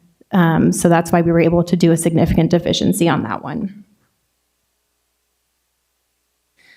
Okay, moving on to the federal awards. Happy to report again another unmodified opinion. So we are required to audit programs based on your dollar threshold. So because you guys receive so much money from the federal government, any program over $3 million that hasn't been audited in the past 3 years, we're required to audit. So this year, we looked at the Education Stabilization Fund, so that's the ESSER and GEAR money that's coming to an end here. We also looked at Title I and Title IV. So again, happy to report another unmodified opinion on that one. Okay, moving on to the last sections, the state awards. This one I really want to point out because this is a really stellar job by the district, not just the fiscal services team, but also at the site level. There is a lot of state compliance that we look at. Again, various site levels, so it does take a lot of effort to have good audit results here. So no state compliance findings this year, and again another unmodified opinion. So those are the results. I do just want to point out one more finding that we typically don't report here, but we do at the discretion of the district, is related to your vacation accrual. So over accruing your vacation liabilities. If you guys have seen these reports before, this finding's been in there for a number of years now. And Superintendent Hoffman noted earlier that your accrual is actually going down. So definitely some progress there as you guys work with your bargaining units on that one. Okay, that is it for the results. I do just want to go through a few things that I'm required to disclose. So we had no difficulties with the management team. There were no events that would require your attention before I present the audit results. There was no consultations with other accounting firms. So that would mean if management disagreed with something we said, they would go, ask one of our competitors. So none of that occurred. We had no instances where our independence was impaired. There was a new accounting standard during the year. It didn't really impact your district much at all, so we can just kind of gloss over that one. And I just want to close out by thanking Amari and her team, Adina, everyone who helps, do the audits. It's a lot of work. We ask for a lot of information. It's almost feels like a year-round process sometimes. So just want to extend our gratitude to fiscal services and everyone at the site level who helps for another smooth, successful audit. That's all I have, but I can take any questions. All right, thank you very much. So we will go down the line for any board questions. And Mr. Superintendent, unless you have anything to add on this yet? Okay, sweet. Then let's start. Ms. Albiani, would you like to start? I would. I've been on the audit committee for, I don't know how long. It's got to be over 5 years. And I just want to say, in the past, we had some ASB issues with their funding. And if you have children in school now, that's very strict where you have to turn that in. And so we've gotten that under control. And I think there's two other things that were brought out today, and we met prior and went into it a little deeper. We have an unmodified, and we had for many years, which allows us to be audited at a 20% versus a 40% of all our transactions. So due to the good work of our finance department, they save us half of the time that our auditors would have to spend. So their work pays off for us because we don't have to pay for more of an audit, and it's quite a compliment to our staff. And then I want to thank all the school secretaries and the people working on the sites. Our attendance had no issues this year, and truly last year we had one. And it's insane. We have over 63,000 students that come to school and come to every single period, and it is spot checked, and we passed with 0 this year. So thank you so much to our staff on sites. It's very, very impressive. And I don't think it's very easy to see this report and not understand how broad and how much money. We spend more money than the city of Elk Grove. We are the largest people. We're the largest employer in our town. This is it's amazingly good work. And so thank you very much to all of you. Excellent. Thank you very much. I'm realizing we neglected a quick point. Mr. Yang, are there any blue cards on this item? Board President, there's no blue card on this item. Thank you very much. All right. Are there other, Ms. Davis, any questions?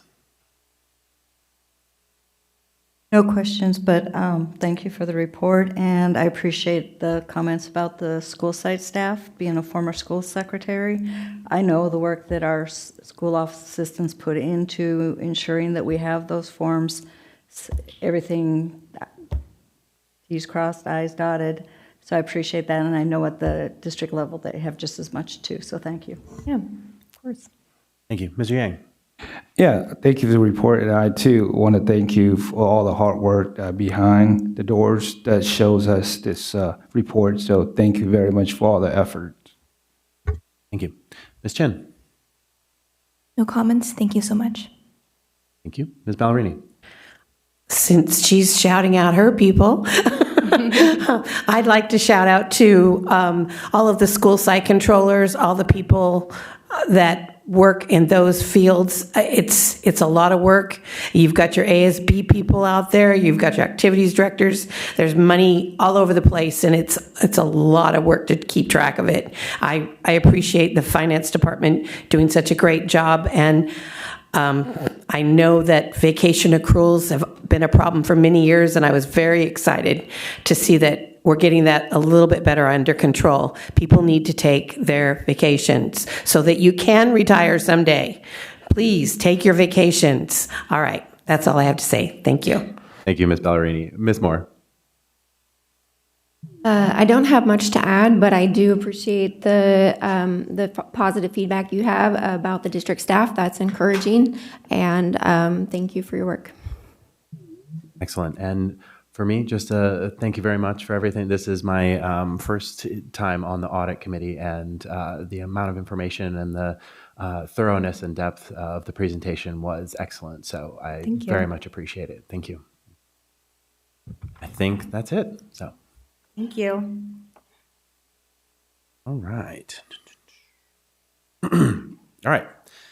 Next up, we are at action items.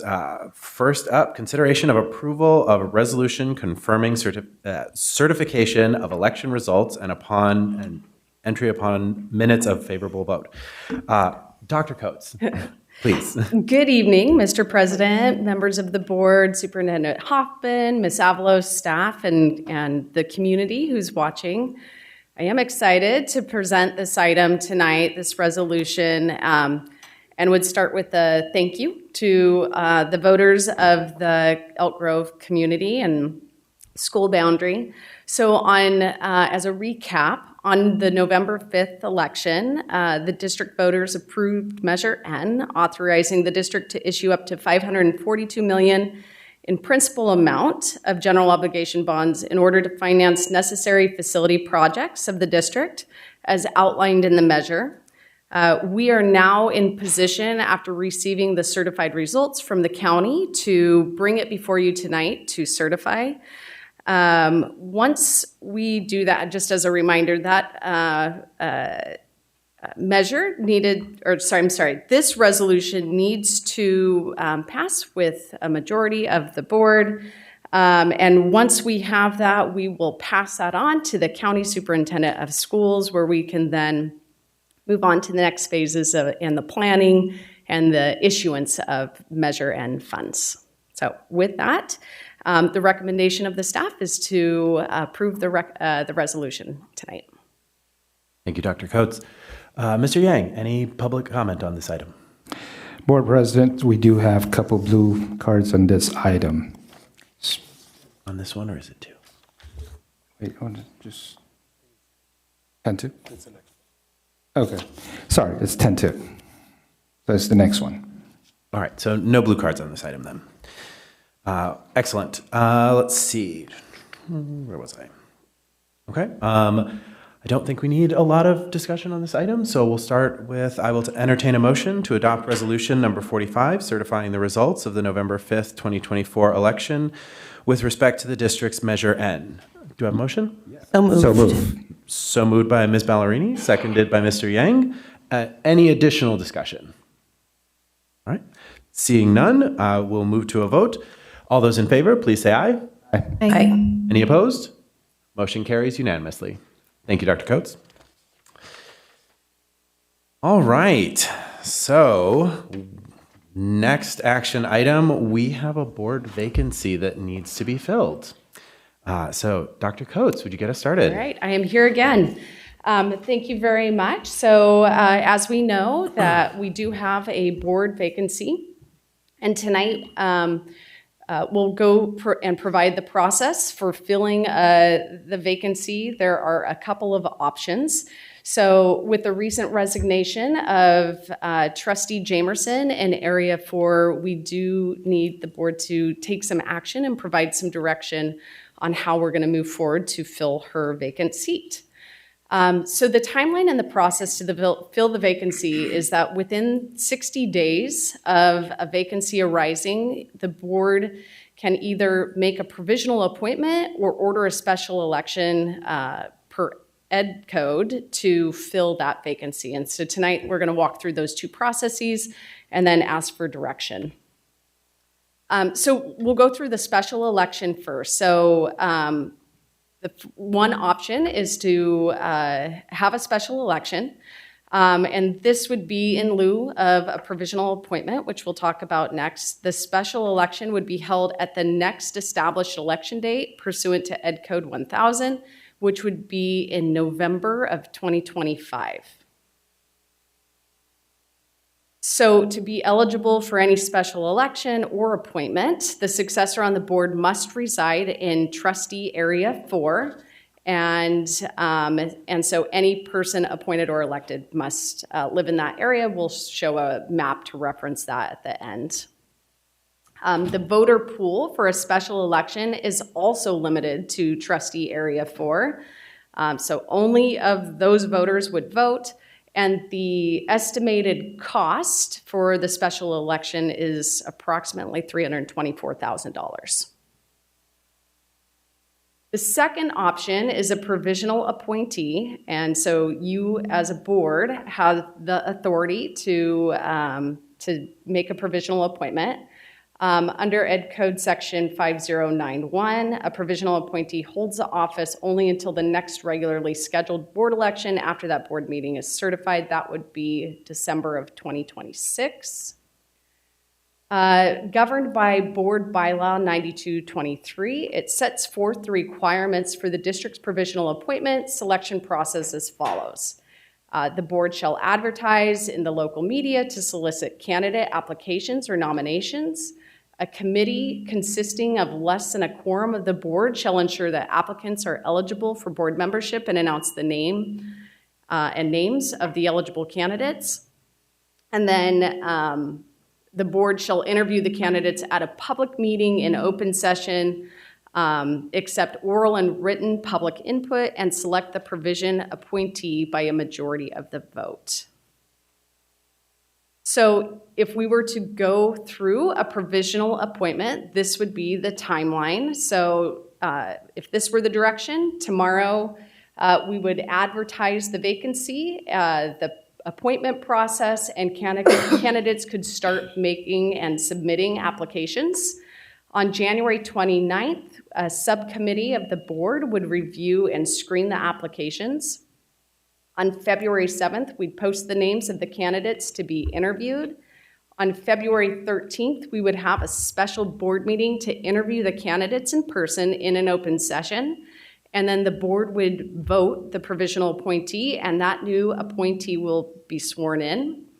And then by February of 23rd, within 10 days of the provisional appointment, the district will post notices of the vacancy and the provisional appointment in 3 public places in the district, in a newspaper of general circulation within the district, and on the district's internet website. And within 30 days of the appointment, registered voters may file a petition for special election with the county superintendent of schools in the manner specified in Ed Code section 5091. So the next steps are to discuss and approve one or the other special election and resolution to conduct a special election. That's resolution number 48 that's attached to the item. Or resolution number 49, the provisional appointment process and resolution, the timeline of the governing board adopting a process for the provisional appointment to fill a board vacancy. And for reference, this is the area specifically that we're talking about. So anyone running for a special election or being considered for as a provisional appointment would need to reside. And again, if we go a special election, it would only be the voters of this area. And with that, we'll take any questions. Thank you very much. Mr. Yang, blue cards on this item.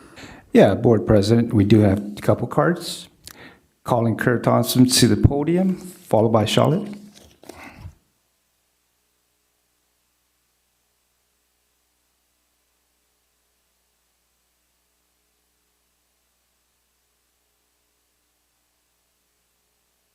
Hi. I don't really envy the situation you all are in here. Let me tell you why. Now, when it comes to having the special election, it's obviously the best way to promote democratic values and ensure that the people have a say in who represents them. But that election, if it's not going to happen until November, I know why. It's going to cost a lot of money, and trying to do it earlier would just cost more money. Couple that with the fact that California election officials notoriously take forever to count votes. We could realistically not be able to fill that seat until this time next year. And since that election would only be for the remainder of Ms. Jamerson's term, that member would almost immediately go back into election mode for 2026. And as was discussed at the last meeting, this district is going to have to make some tough decisions over the next few months regarding spending, and avoiding spending hundreds of thousands of dollars on a special election wouldn't necessarily be the wrong decision, even if it is a far less democratic option. However, I have spent almost 2 years venting my frustration with this board. This last election produced some solid turnover in your membership, but that also means I don't really know what to expect from the majority of this board now. I know at least 2 of you, including the new board president, have openly and proudly defended spending district money on pornographic material for our school libraries at a 30% markup over the Amazon listed price. Those 2 members have continued to hide behind inclusion to justify this ridiculous stance, as though porn being gay porn somehow makes it better and more appropriate for 12-year-olds. Don't even get me started on the secret sexuality clubs you all defended in elementary schools. 3 of you are part of the last board that helped create the financial mess you'll be dealing with in the coming months, and failed to consider the possibility that certain funding sources might eventually dry up. So I guess my questions are, will you be voting to add an additional board member who will make the same mistakes of the past, which is a culture of reckless spending and a disrespect of parental rights and basic decency? Or will you be voting for a new member who actually cares about the rights of parents and taxpayers, who will not actively promote a culture of division and degeneracy, and who will prioritize student achievement over a personal political agenda? If a majority of you are willing to do that, then I trust you to appoint somebody. As a parent, I expect my kids' academic success to be the top priority of every member of this board. And the last thing this board needs is another member who views parents and taxpayers as a hindrance to their private agenda. If a majority of you cannot commit to prioritizing academic success and demanding that mindset from all candidates, then I'd rather just put it to a vote and risk the seat remaining vacant for the next 12 months. Thank you. Thank you. Next, Charlotte.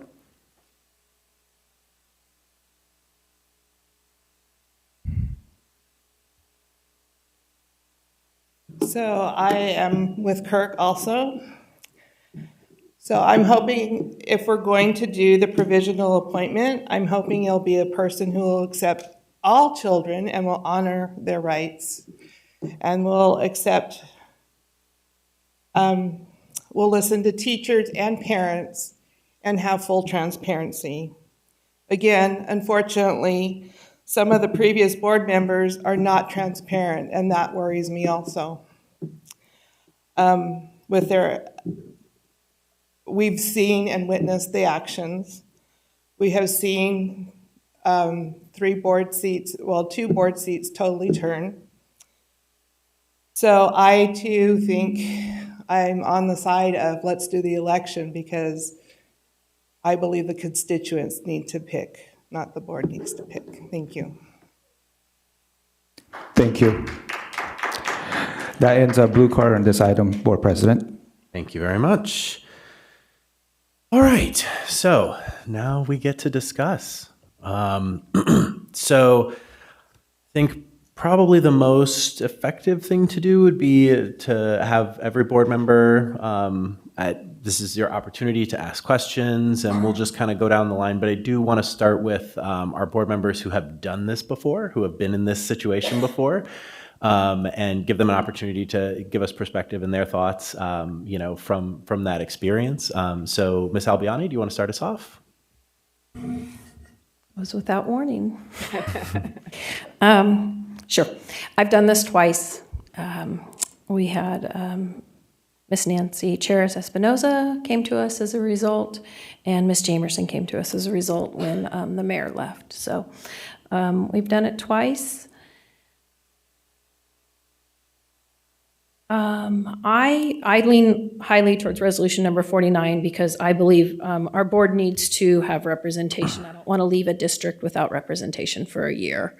And whether you, no matter your relationship with your board member, at least you have a relationship and you have a board member to go to. So I think that, to me, that wins from leaving a vacant seat for a year, basically. The process, it's interesting, it's incredible, it's long, it's meticulous. The people that come, I cannot have enough respect for. They really put themselves out here. And I don't believe that anybody would come in this room and go through this process without having a true passion and commitment to doing what's best for children. I don't think you put yourself through that. It's in public, all of it's public. Our debate is public, so it takes a lot of grace. It takes a lot of, you need to have a lot of respect for the people that bring themselves here and put themselves out. And the committee will come up with a set of questions. Everybody will be asked the same questions. So we're starting from the same point. I will say I personally, and I guess I would encourage you, and I don't tell anybody what to do by any means, but I don't speak with people that I know are going to come ahead of time because I don't think that's correct. I think we are all should have the same opportunity to see them, and I shouldn't have met with somebody for 20 minutes at Starbucks and told them everything I think they need to know. I don't feel that's fair as a person. So that's my moral ground on this. You'll see me learn the same things you learn about them. We'll have a resume. We'll have some things. Part of you feels like that's not enough. But I think in the process has worked twice, I think very well. And a lot of things, you do have to trust the process. So is that what you were hoping for? Okay. Excellent. Ms. Yang, your thoughts? Yeah, thanks, Board President. I did have experience with Ms. Jemison as well as a We chose to do the appointment process. I thought it was interesting and it was fair. We had some awesome candidates present before us, and I thought we made the right decision. She turned out to be a great trustees for Area 4. It's just unfortunate that she resigns, and we have to do this again. With that said, I think for me personally, if the length of time is a little bit more as far as Ms.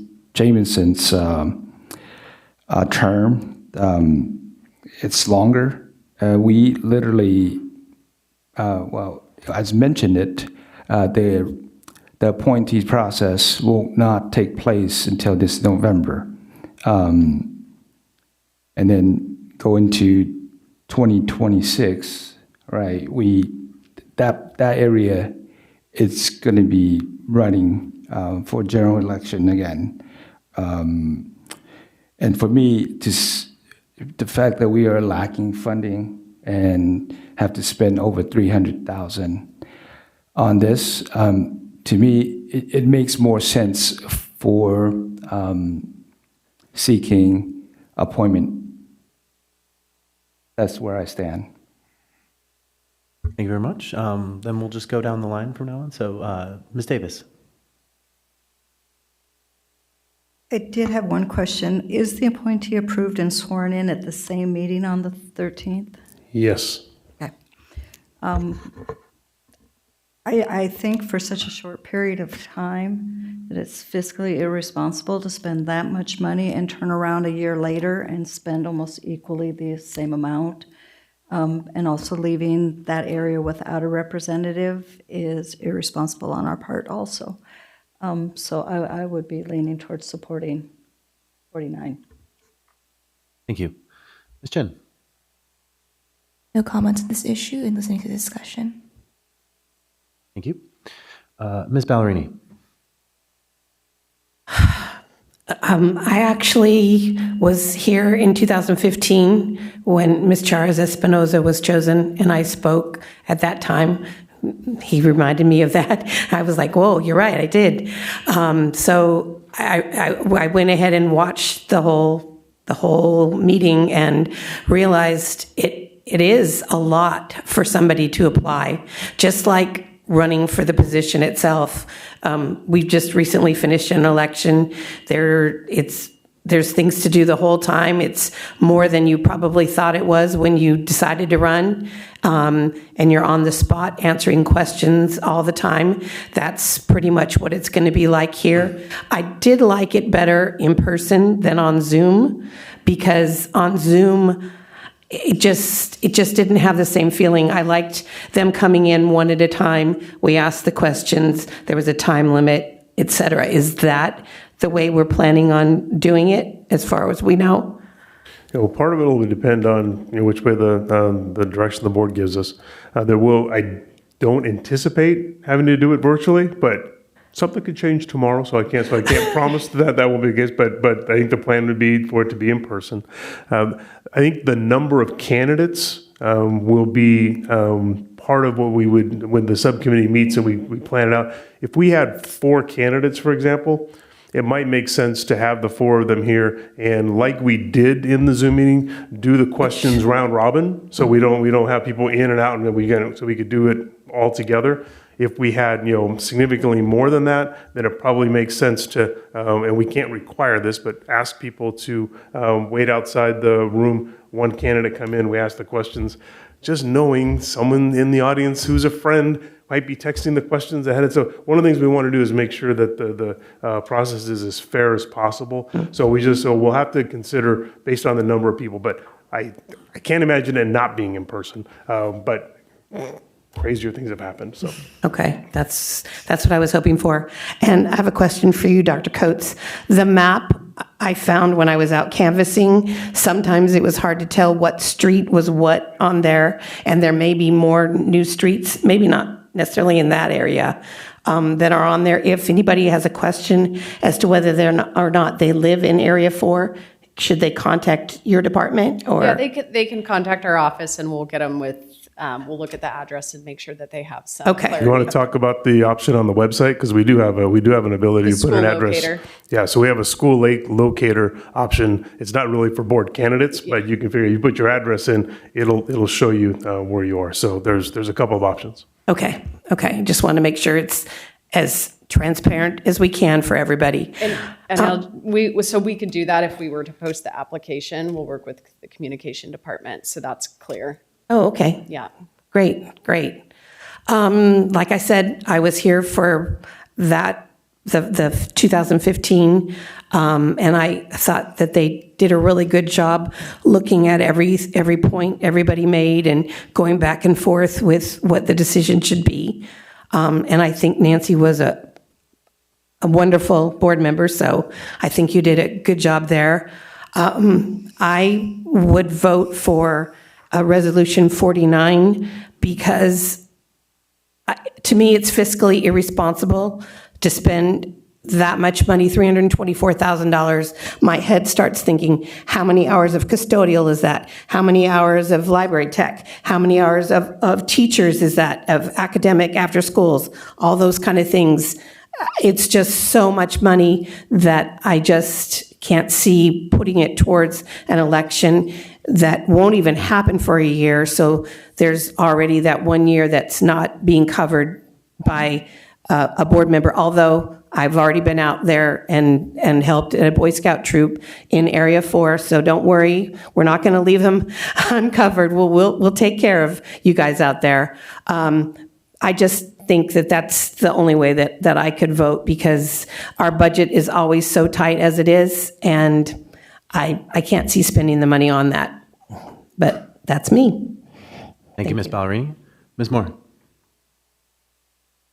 Thank you. I have some questions just for clarification for the public that I think are important. So first, we mentioned that the board must interview candidates during a public meeting, but the subcommittee meeting will not be public. Is that correct? That's correct. Okay, and so besides eliminating candidates based on the basic requirements that have been outlined to be a board member, do subcommittee members have the power to eliminate or reduce the number of candidates to later be interviewed publicly by all board members? Yes. Okay. And then, so the public is aware how were subcommittee members chosen? So board president and superintendent, we actually asked all the members that were interested. We got that information, we got their availabilities, and then President and I identified 3 members for the committee, and we have identified a 4th person in case one of the 3 couldn't fill the date that they said they were available. Okay, and regarding if an appointment is decided, it says in the presentation that we will, it says we'll post in 3 public places once the appointment is made, but how will we be posting about this, this board opening? How will we be communicating that to the public? So our typical, it's all governed by education code. So we'll post in the local newspaper. We would do that as soon as tomorrow. It would be up on our website. We would post it. Typically, we push it out to school websites. And I'm looking at Ms. Lavasser to see if we would post it anywhere else. No, that is exactly. You mentioned all 3. Great. So it will be posted in 3 separate places as well? Yes. Okay, that's what I was wondering. So thank you for answering those questions. So this is a really important decision that I do not take lightly, and I weighed out the pros and cons to both decisions. As has been mentioned, the downside, of course, to the special election is it's very costly, and we do leave the seat open for a long time, which I do not think is good because I do believe that Area 4 needs representation and someone to visit the schools. So I definitely agree with my colleagues on that point.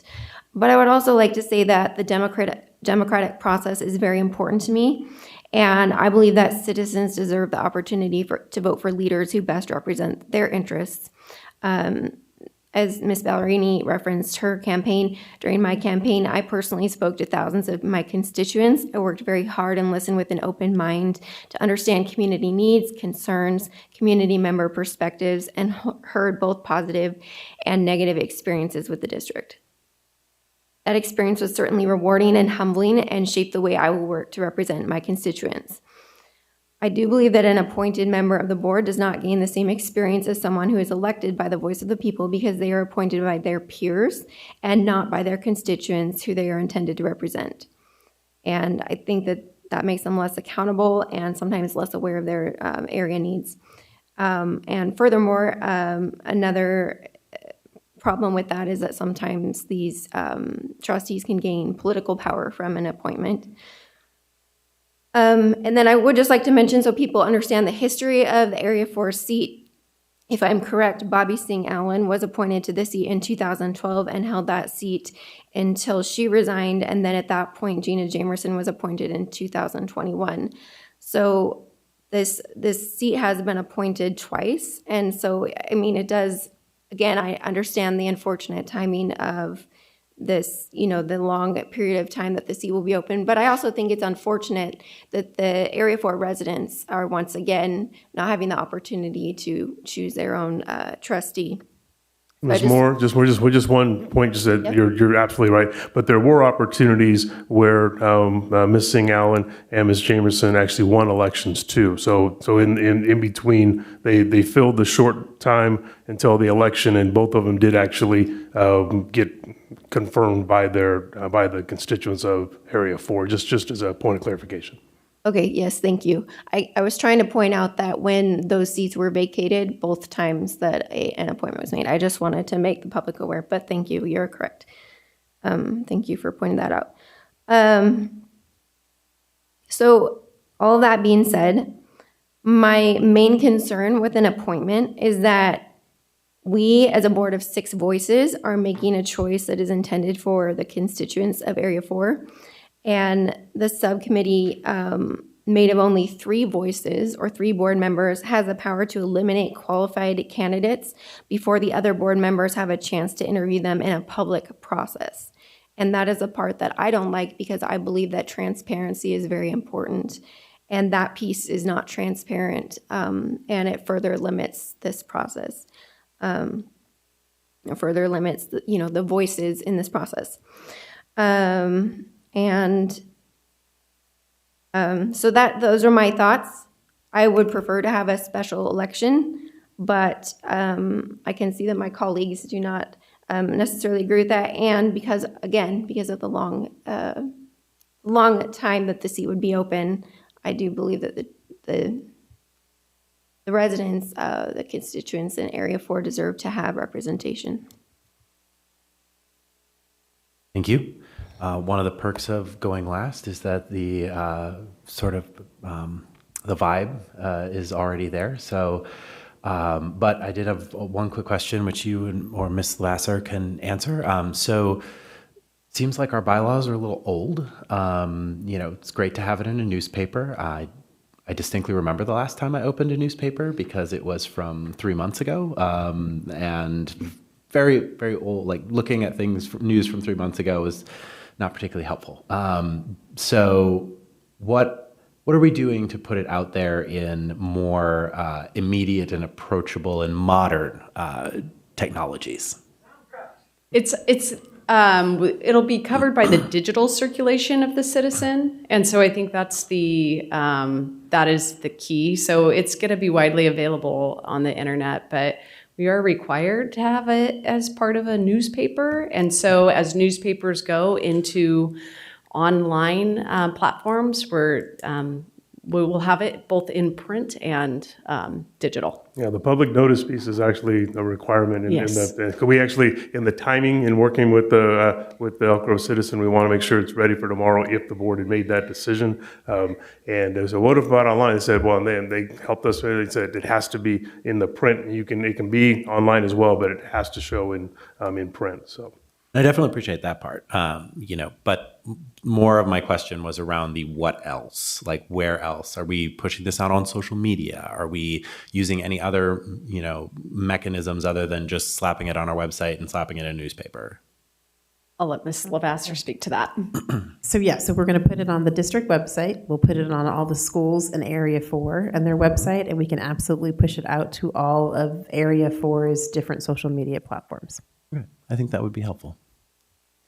Otherwise, I don't think I have any additional questions. Like my colleagues, I am also leaning heavily towards an appointment. I think for all of the same reasons that have been, pointed out. I don't take that lightly, and I think that it will be incumbent upon that person to do all of the things that are required of them next year when they are up for election. So I think that is my position, but other board members have additional comments. Yes, Mr. Yang. Yeah, I just have a question to clarify. So in the process of the subcommittee reviewing the potential candidates, so is there a number that needs to be meet in terms of number of candidates? For example, let's just say 20 applicants. There's no minimum requirement. Okay, so yeah. If there's 20 applicants, we could choose 20. Yeah. Yeah, if you just as an FYI, we've never actually eliminated a candidate for any reason other than they didn't meet the criteria. They didn't live in the area or for whatever other reason. So in the subcommittees, that's never happened. We want to be clear that the subcommittee does have the authority to do that. And if we had 25 or 30 or more applicants, when we did the interviews in 2015, I had to go back. It was 12 or 15, and it was a 6 hour and 45 minute. So it's big. So I think the main piece is let's see the applications, see how many we have, and that's going to have an impact on how we structure the actual meeting that day. And I appreciate the board in communications let me know that they're available the day that we're doing the meeting. And I also gave you the regular start time is a 6 o'clock meeting is when we traditionally start open session. But if we have an extended number of people, we may want to move that to an earlier start time to allow for us to do a longer session to interview more candidates. And to the potential candidates, I just want to say it's an odd duck. So ahead of time we will make you as comfortable as we can. But you are literally doing a job interview in public. And so it is a little bit of an interesting concept. And for all those folks that are willing to put themselves out there, we'll do everything we can to make sure you have what you need so you're comfortable for that day. But it's a running. I've never run a campaign except for a measure. So I can't imagine. I know that's a lot of work too, but we got to give folks some their guts if they're willing to come in and sit before you folks. You guys are intimidating. And answering your question. So it's an interesting process if we go that way. That's excellent feedback, Chris, to clarify that in the history of the subcommittee, there wasn't any eliminating or say unpick due to, sounds like there's no discrimination except the fact that the applicants did not meet the criteria as a requirement. So I'm very happy to hear that, and I'm sure this next selection will be the same. So I'm very happy to hear that, and looking forward to the applicants. So thank you. Thank you. All right. Any other board discussion? I have something to add really quickly. I appreciate what Beth said about not meeting with the candidates ahead of time. I've already been contacted by some people, and I've let them know that I want it to be clean. I want it to be here at this place is where we meet and we all have the same experience. That's my personal thing, but I just wanted to be transparent about that right up front. I always say I'll appoint you, I'll get you to the right person to help you do whatever you want to do. If I'm the only person you know to contact, you can contact me and I'll get you to Chris's office or Kristen's office. I'll get you to the right person because I want you here. but I don't need to have that conversation. Ms. Moore, did you? Thank you. I would also just I appreciate what Mr. Yang said regarding the subcommittee. That is really important to me, and I think it's an important responsibility because you are in that position to, as you know, three members on the committee, and it's not a transparent process. And so I appreciate. I hope that we can accept all qualified candidates if possible. And I think that doing that gives the board a wide variety of people to hear from. And I think that's kind of the least that we can do if we don't have an election, so that we have a transparent process that involves the public and gives them an opportunity to participate. That would be my preference. So. Yeah, and I agree with Chris that there's things we can do to, if we have more people, more applicants, there's things we can do to kind of give ourselves the time to do it. And it's also incumbent upon all of you, let me, wrangle you as needed, when we actually get into the discussions, and stay on task. But I think we're all good in that area. So any other board comments? To move resolution 49. All right, I have a motion to approve Resolution 49, which would adopt procedures and timelines for a provisional appointment by Ms. Albiani, and I have a second by Mr. Yang. Any additional board discussion before we move on? All right, then we will move on to a vote. All in favor, please say aye. Aye. Aye. Opposed? Motion carries unanimously. We are doing an appointment. That's great. And it's a lot more work for staff, but we'll be on it. We're going to contact the citizen right now, so we'll work. So thank you. I know it's a challenging decision, and you all value the democratic process, but this is part of the democratic process. It's just a different version of it. So thank you. Yes, and thank you to staff for all the work you've done so far and all the work you are going to do for us in the next month. We deeply appreciate it, and I'm sure we will thank you again after the process is concluded, because we know that's going to be a thing.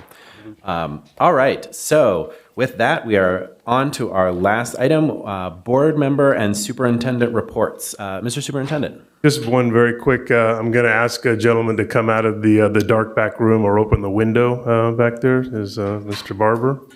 Mr. Barber, calling Mr. Barber. So Mr. Todd Barber, and he is serving as the interim Chief Technology Officer.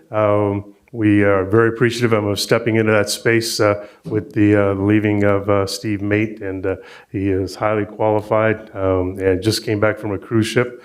So he actually got his vacation before we were putting him to work. So Todd, just want to say thank you for accepting the position and congratulations. Thank you very much for the recognition. Appreciate it.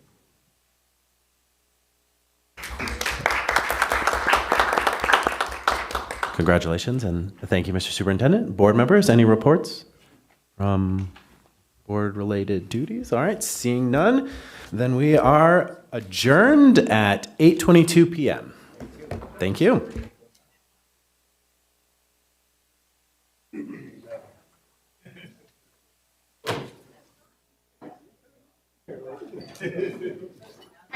How's it going?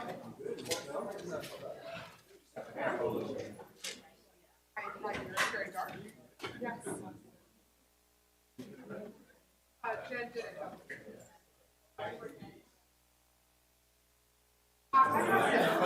Let's settle down.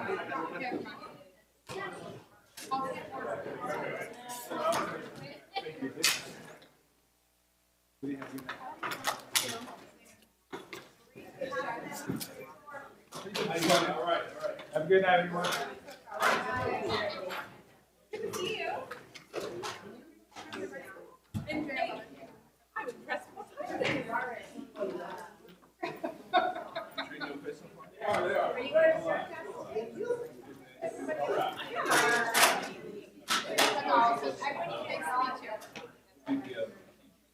All right, here we go. We're going to work.